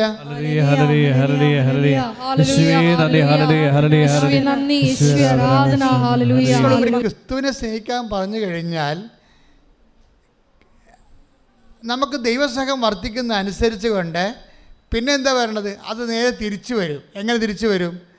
നമ്മൾ രോഗിനെ കാണുമ്പോൾ നമ്മൾ എല്ലാത്തിനേക്കാളും ഉപരി ക്രിസ്തുവിനെ സ്നേഹിക്കുമ്പോൾ ആ എല്ലാത്തിനേക്കാളും ഉപരി ക്രിസ്തുവിന് കൊടുക്കുന്ന സ്നേഹം ആർക്ക് കൊടുക്കും? നമ്മൾ ഞാൻ ക്രിസ്തുവിനെ രോഗിയായിട്ട് കാണുമ്പോൾ നമ്മൾ എന്ത് ചെയ്യും? ഇപ്പോൾ രോഗിനെ ക്രിസ്തുവായിട്ട് കാണുമ്പോൾ എന്ത് ചെയ്യും? നമ്മളെല്ലാത്തിനേക്കാളും ഉപരി ക്രിസ്തുവിനെ സ്നേഹിക്കുന്നു. ആ സ്നേഹം തന്നെ ക്രിസ്തുവിന് കൊടുക്കുന്ന ആ ബഹുമാനവും ആദരവും സ്നേഹവും നമ്മൾ ആർക്ക് കൊടുക്കും? രോഗികൾക്ക് കൊടുക്കും. മനസ്സിലായ? അവരെന്ത് ജാതിയായാലും എന്ത് അവസ്ഥയായാലും ആ ദൈവത്തിന് കൊടുക്കുന്ന അതേ നിലവാരം ആ രോഗികൾക്ക് കൊടുക്കും. ഇത് ആണ് സുവിശേഷത്തിൻ്റെ കാഴ്ചപ്പാട്. ആരെയും തല്ലാനും കൊല്ലാനും ഒന്നും പറയണില്ല. തളർന്നു കിടക്കുന്നവനെ താങ്ങാനുള്ള ദൈവസ്നേഹം ഉണ്ടാകാൻ വേണ്ടിയാണ് ക്രിസ്തു ക്രൂശിക്കപ്പെട്ട കാലമാണ് നോൻപ് കാലം. ശ്രുതിക്കട്ടെ.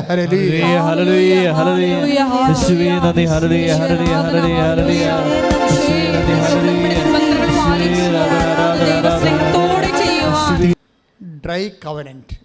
നിങ്ങൾ പല ആൾക്കാരും ചെയ്യുന്നത് ഡ്രൈ കവനൻ്റാണ്. ഞാൻ എപ്പോഴും ഡ്രൈ കവനൻ്റ് എന്ന് പറയാം. എന്നാൽ ഡ്രൈ കവനൻ്റ് ഞങ്ങൾ കുർബാന ചൊല്ലുന്ന പട്ടം കിട്ടുന്ന മുമ്പ് ഡ്രൈ മാസം നടത്തുമായിരുന്നു. കഴിഞ്ഞ പ്രാവശ്യം ഞാനത് പറഞ്ഞായിരുന്നു. ഇപ്പോഴും ഞാനത് പറയുകയാണ്. ഡ്രൈ മാസം എന്ന് പറഞ്ഞാൽ എന്താണ്? ഒസ്തി പിന്നൊക്കെ എടുത്തിട്ട് കുർബാനയുടെ പ്രാർത്ഥനകളൊക്കെ ചൊല്ലിക്കൊടുക്കും. പട്ടം കിട്ടിയിട്ടില്ല, അത് ചൊല്ലി പഠിക്കുകയാണ്. അതുകൊണ്ട് എന്താ പറ്റും? നമ്മൾ എത്ര വാഴ്ത്തിയാലും ഈ ഗോതമ്പപ്പം ഈശോയുടെ ശരീരമായി മാറത്തില്ല. ചിലർ എത്ര ഉടമ്പടി രോഗികളെ കണ്ടാലും ദൈവസ്നേഹം വർക്കൗട്ട് ചെയ്യത്തില്ല. ഡ്രൈ കവനൻ്റാണ്. ദൈവസ്നേഹം ഇല്ലാതെ നിങ്ങൾ എന്ത് ഉടമ്പടി പ്രകാരം ആതുര സേവനങ്ങൾ ചെയ്താലും, കാര്യം ദൈവസ്നേഹം ഉണ്ടെങ്കിൽ അവസരം കാണുമ്പോൾ ദൈവമായിട്ട് തോന്നണം. അതാണ് എൻ്റെ ഭക്തി എന്ന് പറയുന്നത്. അതാണ് ഞാനെന്ന് പറയണത്. അല്ലെങ്കിൽ ഈശോക്ക് രോഗികളെ ശുശ്രൂഷിക്കണം എന്ന് പറഞ്ഞാൽ മതി. അങ്ങനെയല്ല, ഞാൻ രോഗിയായിരുന്നു എന്നാണ് പറയണത്. ദാറ്റ് മീൻസ് എല്ലാത്തിനുപരി ദൈവത്തെ സ്നേഹിക്കാൻ പറഞ്ഞ ദൈവം തന്നെ സ്നേഹിച്ചിട്ട് ചില പറയുമേ ദൈവം എന്ത് സ്വാർത്ഥനാണ്, എല്ലാത്തിനേക്കാളും ഉപരി ദൈവത്തെ സ്നേഹിക്കാൻ പറഞ്ഞിരിക്കണം. ഇതെനിക്ക് നമുക്ക് വേറെ മനുഷ്യന് വേറെ പണിയൊന്നുമില്ല. യുക്തിവാദികളൊക്കെ പറയത്തില്ലേ ദൈവത്തെ സ്നേഹിക്കുക, ദൈവത്തെ സ്നേഹിക്കുക. അപ്പോൾ ദൈവത്തെ സ്നേഹിക്കുമ്പോൾ ആ സ്നേഹിക്കാൻ വേണ്ടി ജനങ്ങളെ നിർബന്ധിക്കണ ദൈവം എന്തൊരു സ്വാർത്ഥനാണ്. പക്ഷെ അതെന്താ സംഭവം? നമ്മൾ ദൈവത്തെ സമ്പൂർണ്ണമായി എല്ലാത്തിനേക്കാളും ഉപരി സ്നേഹിച്ച് കഴിയുമ്പോൾ അടുത്ത കൽപ്പന പറയും. എന്താണ്? ഞാൻ രോഗിയായിരുന്നു, ഞാൻ നഗ്നനായിരുന്നു, നിങ്ങളെന്നെ ഉടുപ്പിച്ചു. അപ്പം നഗ്നനും രോഗിയും പാവപ്പെട്ടവനും എന്ന് വെച്ച് കഴിഞ്ഞാൽ ജീവിത നിലവാരങ്ങളിൽ നിൻ്റെ ഒപ്പം നടന്നു കയറാൻ പറ്റാത്തവർ ആരുണ്ട്? അവർക്ക് നീ സഹായിക്കാൻ ചെല്ലുമ്പോൾ നിൻ്റെ ബന്ധുവാണോ, സ്വന്തമാണോ, ജാതിക്കാരനാണോ, സമുദായക്കാരനാണോ നോക്കും. അങ്ങനെ നോക്കരുത്, ഞാനാണെന്ന് കണ്ടാൽ മതിയെന്ന്. ശ്രുതിക്കട്ടെ.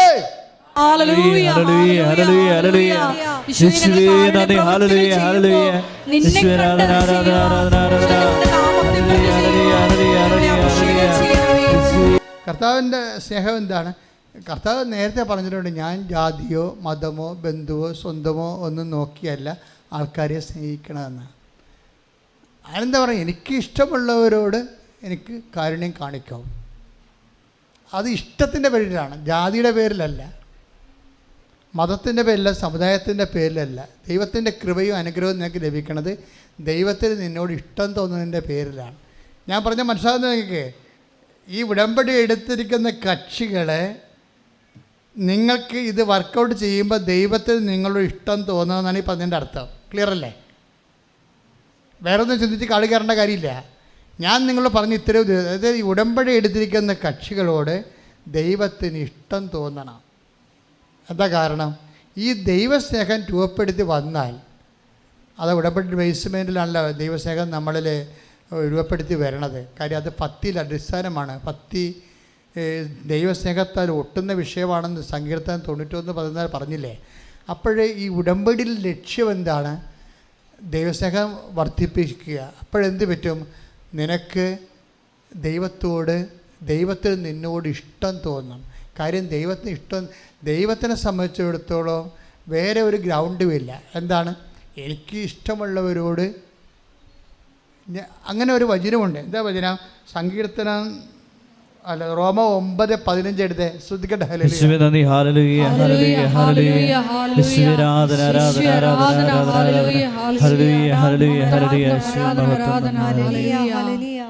റോമ 9:15. റോമ 9:15. എനിക്ക് ദയ തോന്നുന്നവരോട് പറഞ്ഞ എനിക്ക് ദയ തോന്നുന്നവരോട് ഞാൻ ദയ കാണിക്കും. എനിക്ക് അനുകമ്പ തോന്നുന്നവരോട് അനുകമ്പയും എന്ന് അവിടുന്ന് മോശയോട് അരുളി ചെയ്യുന്നു. അപ്പൊ ഇതാണ് വിഷയം. ഇപ്പം നമ്മൾ ഉടമ്പടി എടുത്തു. ഇനി എന്താണ് ഓപ്ഷൻ? പന്ത് കർത്താവിൻ്റെ കോട്ടിലാണ്. എന്താ ദൈവത്തിൻ്റെ നിലപാടെന്താണ്? എനിക്ക് ദയ തോന്നുന്നവരോട് ഞാൻ ദയ കാണിക്കാം. പിന്നെന്താ പറഞ്ഞിരിക്കണത്? എനിക്ക് അനുകമ്പ തോന്നുന്നവരോട് ഞാൻ അനുകമ്പ തോന്നും. അപ്പോൾ ഇനിയിപ്പോൾ ഇത് ക്വസ്റ്റ്യൻ ഔട്ടായി കഴിഞ്ഞാൽ ഇനി നമ്മൾ ആൻസർ നമ്മളായി പറയേണ്ടത്. അപ്പോൾ ദൈവത്തിന് നമ്മളോട് ദയ തോന്നാൻ എന്താ ഒരു വഴി? അടുത്ത ചിന്ത അതല്ലേ. ദൈവം ഓപ്പണായിട്ട് പറഞ്ഞിരിക്കണം. എന്താ പറഞ്ഞിരിക്കണത്? എനിക്ക് ഇപ്പോൾ റോമ 9:15 എന്താ പറയണത്? ഒന്ന് പറഞ്ഞ എനിക്ക് ദയ തോന്നുന്നവരോട് ഞാൻ ദയ കാണിക്കും. എനിക്ക് അനുകമ്പ തോന്നുന്നവരോട് ഞാൻ അനുകമ്പ കാണിക്കും. അപ്പോൾ ഇങ്ങനെ നിൽക്കുമ്പോഴേ നമുക്ക് മനസ്സിലാകും ദൈവത്തിൻ്റെ ദയ ദൈവം നമ്മോട് തോന്നണമെങ്കിൽ നമ്മൾ എന്ത് ചെയ്യണം. അപ്പോൾ ക്ലിയറായില്ലേ സംഭവം? ദൈവത്തിൻ്റെ ദയ നമ്മളോട് ഇപ്പം നമുക്ക് ഉടമ്പടി വർക്കൗട്ട് ചെയ്യണം. എന്ത് ഗ്രൗണ്ടിലാണ്? Not by merit but by grace. അപ്പോൾ യോഗ്യത കൊണ്ടല്ല, ദയ കൊണ്ടാണ്, അനുകമ്പ കൊണ്ടാണെന്ന് വ്യക്തമല്ലേ? ശോഭയ്ക്ക് കിട്ടിയതും അതുപോലെ അഞ്ചു ആന്റണി കിട്ടിയതും എന്താണ്? അനുകമ്പയും ദയമാണ് കിട്ടിയിരിക്കുന്നത് ഉടമ്പടി വഴി. അങ്ങനെ ദൈവത്തിന് ഉടമ്പടി പ്രകാരം എന്നോട് ദയ തോന്നണമെങ്കിൽ, എന്നോട് അനുകമ്പ തോന്നണമെങ്കിൽ ഞാൻ എന്ത് ചെയ്യണം? കാര്യം എന്താണ്? ദൈവത്തിൻ്റെ സ്റ്റാൻഡിങ് നിലപാട് എന്താണ്? എനിക്ക് ഇഷ്ടമുള്ളവരോട് ഞാൻ അനുകമ്പ തോന്നും. എനിക്ക് ദയ തോന്നുന്നവരോട് ഞാൻ ദയ കാണിക്കും. ഇന്ന പർട്ടിക്കുലർ വ്യക്തിയൊന്നുമില്ല. പിന്നെ നമ്മുടെ ഭാഗത്താണ് ബോൾ വരേണ്ടത്. ബോൾ വന്നാൽ പിന്നെ എന്ത് ചെയ്യും? ദൈവത്തിൻ്റെ ദയ നമ്മളോട് തോന്നാൻ നമ്മൾ എന്ത് ചെയ്യണം? First question. അടുത്ത ക്വസ്റ്റ്യൻ അതല്ലേ? ഉടമ്പടി വർക്കൗട്ട് ചെയ്യണേ ഇങ്ങനെയാണ്. എന്നോട് ദൈവത്തിന് ദയ തോന്നാൻ ഞാൻ എന്ത് ചെയ്യണം? എന്നോട് എൻ്റെ കുടുംബത്തോട് അനുകമ്പ തോന്നാൻ ഞാൻ എന്ത് ചെയ്യണം? 9:16 വായിച്ച ശ്രദ്ധിക്കട്ടെ. ഹല്ലേലൂയ. റോമ 9:16. അതുകൊണ്ട് മനുഷ്യന്റെ ആഗ്രഹമോ പ്രയത്നമോ അല്ല, ദൈവത്തിന്റെ ദയയാണ് എല്ലാറ്റിന്റെയും അടിസ്ഥാനം. നമ്മൾ ആഗ്രഹിച്ചത് കൊണ്ട് ഇത് വർക്കൗട്ട് ചെയ്യത്തില്ല. ഇനി പ്രയത്നിച്ചത് കൊണ്ടും ആ പ്രയത്നത്തിൻ്റെ പിന്നിൽ ഇപ്പം ഞാൻ പറഞ്ഞു സാങ്കേതികമായി പ്രവർത്തിക്കാം. 10 പത്രം മേടിച്ചിട്ട് ഓരോരുത്തരും കൊടുത്ത് അങ്ങനെ പ്രവർത്തിക്കാൻ പറ്റും. രോഗികളെ പോയി കാണാം. അങ്ങനെ സാങ്കേതികമായി നമുക്ക് പ്രവർത്തിക്കാം. അതാണ് ഞാൻ നേരത്തെ പറഞ്ഞുകൊണ്ടിരിക്കുന്നത്. നിങ്ങൾ ദൈവസ്നേഹം ഇല്ലാതെ ഇത് ഇവിടുന്ന് പറഞ്ഞു, കൃപാസനത്തിൽ പറഞ്ഞു പത്രം കൊടുക്കാൻ, കൃപാസനത്തിൽ പറഞ്ഞു രോഗികളെ കാണാം, അതുകൊണ്ട് ഞാൻ രോഗികളെ കാണാൻ പോവുകയാണ്. ഇങ്ങനെ ആർക്കും ചെയ്യാം. ഇങ്ങനെ വർക്ക് ചെയ്താൽ അത് കാണും. 9:16 വായിച്ചു. റോമ 9:16. റോമ 9:16. അതുകൊണ്ട് മനുഷ്യന്റെ ആഗ്രഹമോ പ്രയത്നമോ അല്ല.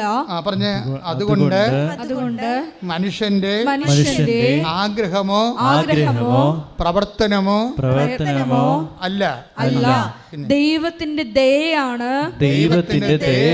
എല്ലാറ്റിന്റെയും അടിസ്ഥാനം. ആഗ്രഹിച്ച കൊണ്ട് ഇങ്ങനെ പ്രവർത്തിച്ചത് കൊണ്ടോ ദൈവം അതുപോലെ തിരിച്ച് പ്രവർത്തിക്കണമെന്നല്ല. നമുക്ക് ദയയാണ് പ്രശ്നം. Not by merit but by grace. ഈ കരുണ, അനുകമ്പ എന്ന് പറയുന്നത്, ദയ എന്ന് പറയുന്നതും ഗ്രേസ് എന്ന് പറയുന്നതും എല്ലാം ഗ്രേസിൻ്റെ ഇഫക്ട്സായിട്ടാണ് ഇതെല്ലാം വരണത്. അപ്പോൾ നമുക്ക് വേണ്ടത്, നമ്മുടെ മെറിറ്റ് നഷ്ടപ്പെടുന്ന അടുത്ത് വെച്ച് നമുക്ക് വേണ്ടത് ദയയാണ് ദൈവത്തിൻ്റെ. അത് ഗ്രേസ് എന്ന് ചില സമയത്ത് പറയും, ചില സമയത്ത് കരുണയെന്ന് പറയും, ചില സമയത്ത് നമ്മൾ ദൈവത്തിൻ്റെ അനുകമ്പയെന്ന് പറയും. എന്താ നമുക്കതാ വേണ്ടത്. അങ്ങനെ വരുന്ന സമയത്ത് നമുക്കതെങ്ങനെ ആർജിക്കാൻ പറ്റുമെന്നാണ് സങ്കീർത്തനം 103:18. ശ്രുതികട ഹല്ലേലൂയ ഹല്ലേലൂയ ഹല്ലേലൂയ ഹല്ലേലൂയ യേശുവേ നന്ദി ഹല്ലേലൂയ ഹല്ലേലൂയ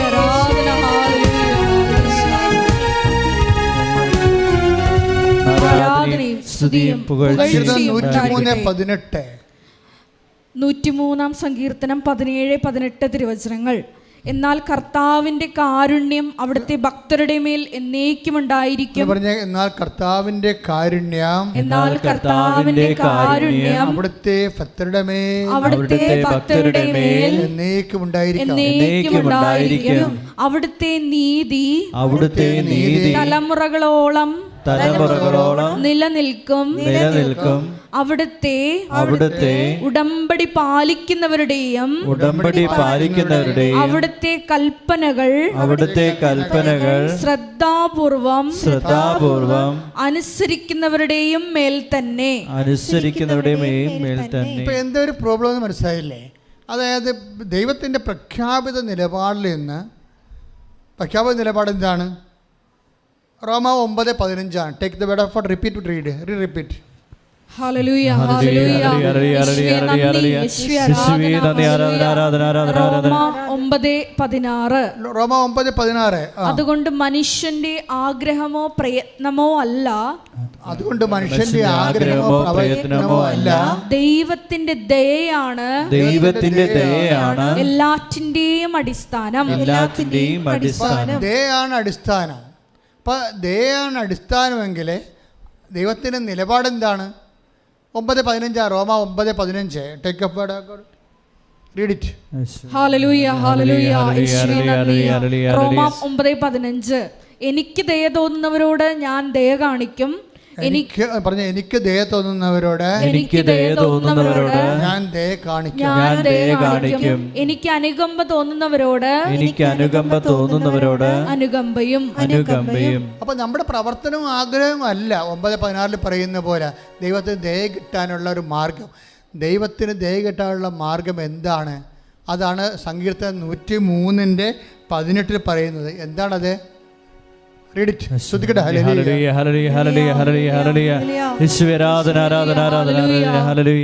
സങ്കീർത്തനം 103:17-18.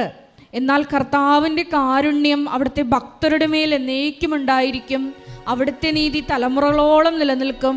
അവിടുത്തെ ഉടമ്പടി പാലിക്കുന്നവരുടെയും അവിടുത്തെ കൽപ്പനകൾ ശ്രദ്ധാപൂർവം അനുസരിക്കുന്നവരുടെയും മേൽ തന്നെ. സങ്കീർത്തനം 103:18 പറയുന്നുണ്ട്. എന്താ പറയണത്? കർത്താവിന് ഇപ്പോൾ റോമ 9:15 അനുസരിച്ച് ദൈവത്തിന് ഇഷ്ടമുള്ളവരോട് കരുണ കാണിക്കുന്നു, ഇഷ്ടമുള്ളവരോട് അനുകമ്പ കാണിക്കുന്നു പറഞ്ഞാലും കർത്താവിൻ്റെ കാരുണ്യം ആ ഇഷ്ടമുള്ളവരുടെ പട്ടികയിൽ ആരാണ് വരുന്നതെന്നാണ് സങ്കീർത്തനം 103:18 വരുന്നത്. ആരാ വരണത്? കർത്താവിൻ്റെ ഇഷ്ടമുള്ളവരുടെ പട്ടികയിലേക്ക് നമ്മൾ വരണത് എങ്ങനെയാണ്? സങ്കീർത്തനം 103:18 അനുസരിച്ചാണ്. ഉടമ്പടി പാലിക്കുന്നവരുടെ മേലെ. ആ ഉടമ്പടി പാലിക്കണത് എങ്ങനെയാണ് പാലിക്കണത്? ആ പാലിക്കണത് സ്നേഹത്തിൽ ഒട്ടി നിന്നുകൊണ്ട് പ്രവർത്തിക്കണം. ആ സങ്കീർത്തനം 91 പറയണത് എന്താണ്? അതായത് നമ്മൾ ഉടമ്പടിയിലാണ് ഒരു മാർഗമുള്ളത്. ദൈവത്തിന് ഇഷ്ടമുള്ളവരോട് സ്നേഹം കാണിക്കുന്നു, ഇഷ്ടമുള്ളവരോട് അനുകമ്പ കാണിക്കുന്നു.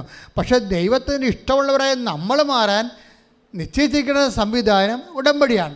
ഉടമ്പടി തന്നെ വെറുതെയും എടുക്കാം, സാധാരണ ആൾക്കാർ സാങ്കേതികമായിട്ട് എടുക്കാം, വർക്കൗട്ട് ചെയ്യത്തില്ല. അത് വർക്കൗട്ട് ചെയ്യണമെങ്കിൽ എന്ത് ചെയ്യണം? സങ്കീർത്തനം 91 വർക്കൗട്ട് ചെയ്യണം. അതെന്താണ്? അവിടുന്ന് സ്നേഹത്തോടെ എന്നോട് ഒട്ടി നിൽക്കുന്നതിനാൽ ഞാൻ അവനെ രക്ഷിക്കും. Praise the Lord. ദൈവസ്നേഹത്തിലാണ് ഈ വിഷയം നിൽക്കുന്നത്. ആർക്കാണ് തികഞ്ഞ ദൈവസ്നേഹം തോന്നണത്? അവരോട് ദൈവത്തിന് ഇഷ്ടമുണ്ടാകും. ആ ഇഷ്ടത്തിൻ്റെ, ആ ദൈവസ്നേഹത്തിൻ്റെ തീഷ്ണതയും സത്യസന്ധതയും ആഴവും അനുസരിച്ച് കൊണ്ടാണ് ഭക്തി വർദ്ധിക്കുന്നത്. ആ ഭക്തരോട് 2 കാര്യങ്ങളാണ് ദൈവം ചെയ്യണത്. ഒന്ന്, ഭക്തി വർദ്ധിക്കുന്നതനുസരിച്ച് നമ്മൾ ചുണ്ടുകൊണ്ടുള്ള ഭക്തിഗാനങ്ങളും ഭക്തി പ്രാർത്ഥനയും പാരവശ്യങ്ങളൊന്നുമല്ല. സത്യസന്ധമായ ജീവിത സാക്ഷ്യങ്ങളിലൂടെയാണ് നമ്മുടെ ഭക്തി ദൈവസ്നേഹം വർദ്ധിക്കുന്ന അനുസരിച്ച് 2 കാര്യങ്ങൾ ഭക്തിയുള്ളവർക്ക് സംഭവിക്കും. എന്ത് സംഭവിക്കും? 1, വലിയ കാര്യങ്ങൾ ചെയ്യും ദൈവം. 2, തലമുറകൾ തോറും ചെയ്യും. Praise the Lord. അതാണ് അമ്മ പറയണത്. സങ്കീർത്തനം അതായത് ലൂക്ക 1:49-50. വായിച്ചോളൂ. ശക്തനായവൻ എനിക്ക് വലിയ കാര്യങ്ങൾ ചെയ്തിരിക്കുന്നു. ഒന്ന് പറഞ്ഞ ശക്തനായവൻ എനിക്ക് വലിയ കാര്യങ്ങൾ ചെയ്തിരിക്കുന്നു. അവിടുത്തെ നാമം പരിശുദ്ധമാണ്. അവിടുത്തെ ഭക്തരുടെ മേൽ തലമുറകൾ തോറും അവിടുന്ന് കരുണ വർഷിക്കും. ഈ കരുണ തലമുറ തോറും വർഷിക്കുന്ന ഭക്തരോടാണ്. ഭക്തരെന്ന് പറയണത് ഉടമ്പടി ചെയ്യുന്നവരാണ്. ഉടമ്പടി ചെയ്യുന്നവരെന്ന് പറയണത് കടുത്ത ദൈവസ്നേഹം നിറഞ്ഞ് ദൈവത്തെ എല്ലാത്തിനേക്കാളുപരി സ്നേഹിക്കുന്നവരാണ്. എല്ലാത്തിനേക്കാളുപരി ദൈവത്തെ സ്നേഹിക്കുന്നവരെ ദൈവത്തിൻ്റെ നാമത്തിൽ അതിനേക്കാൾ താഴെയുള്ള നമ്മളെക്കാൾ നമ്മുടെ സഹായവും നമ്മുടെ സാന്നിധ്യവും ആവശ്യമുള്ളവരെ ദൈവസ്നേഹത്താൽ സ്നേഹിക്കുകയും അഭിഷേകം വർദ്ധിപ്പിക്കുകയും ചെയ്യാം. അപ്പോൾ ഇതാണ് ഉടമ്പടിയുടെ ഒരു മെക്കാനിസം എന്ന് പറയണത്. അല്ല വേറെ ഒന്നുമില്ല ഇതിൻ്റെ അകത്ത്. വേറെ ഒന്നുമില്ലെന്നല്ല.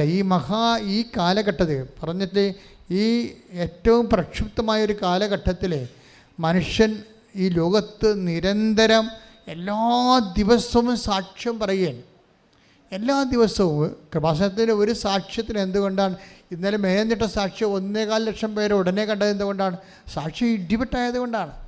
ആ കാര്യം ഉടമ്പടി എന്ന് പറയുമ്പോൾ നിങ്ങൾക്ക് മനസ്സിലായില്ലേ? അത് നിങ്ങൾ പറയുന്ന പോലെ ഒരു പരസ്പര സമ്മതത്തെക്കാൾ ഉപരി അതിൻ്റെ ബയോളജി, അതിൻ്റെ പരിച്ഛേദങ്ങളൊക്കെ, അതിൻ്റെ ആന്തരിക ആത്മീയ ഘടനകളൊക്കെ ആഴമായ കാലഹരണപ്പെടാത്ത ദൈവത്തിൻ്റെ മനസ്സിൻ്റെ വെളിപാടുകളാണ്.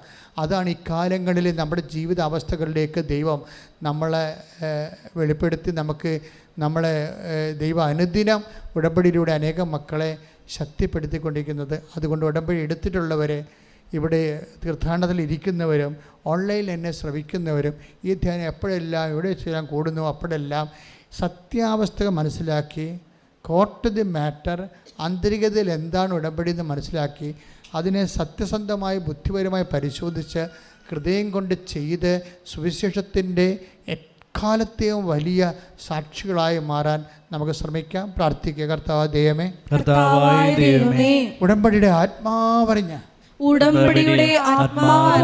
ദൈവത്തിന്റെ ഹൃദയം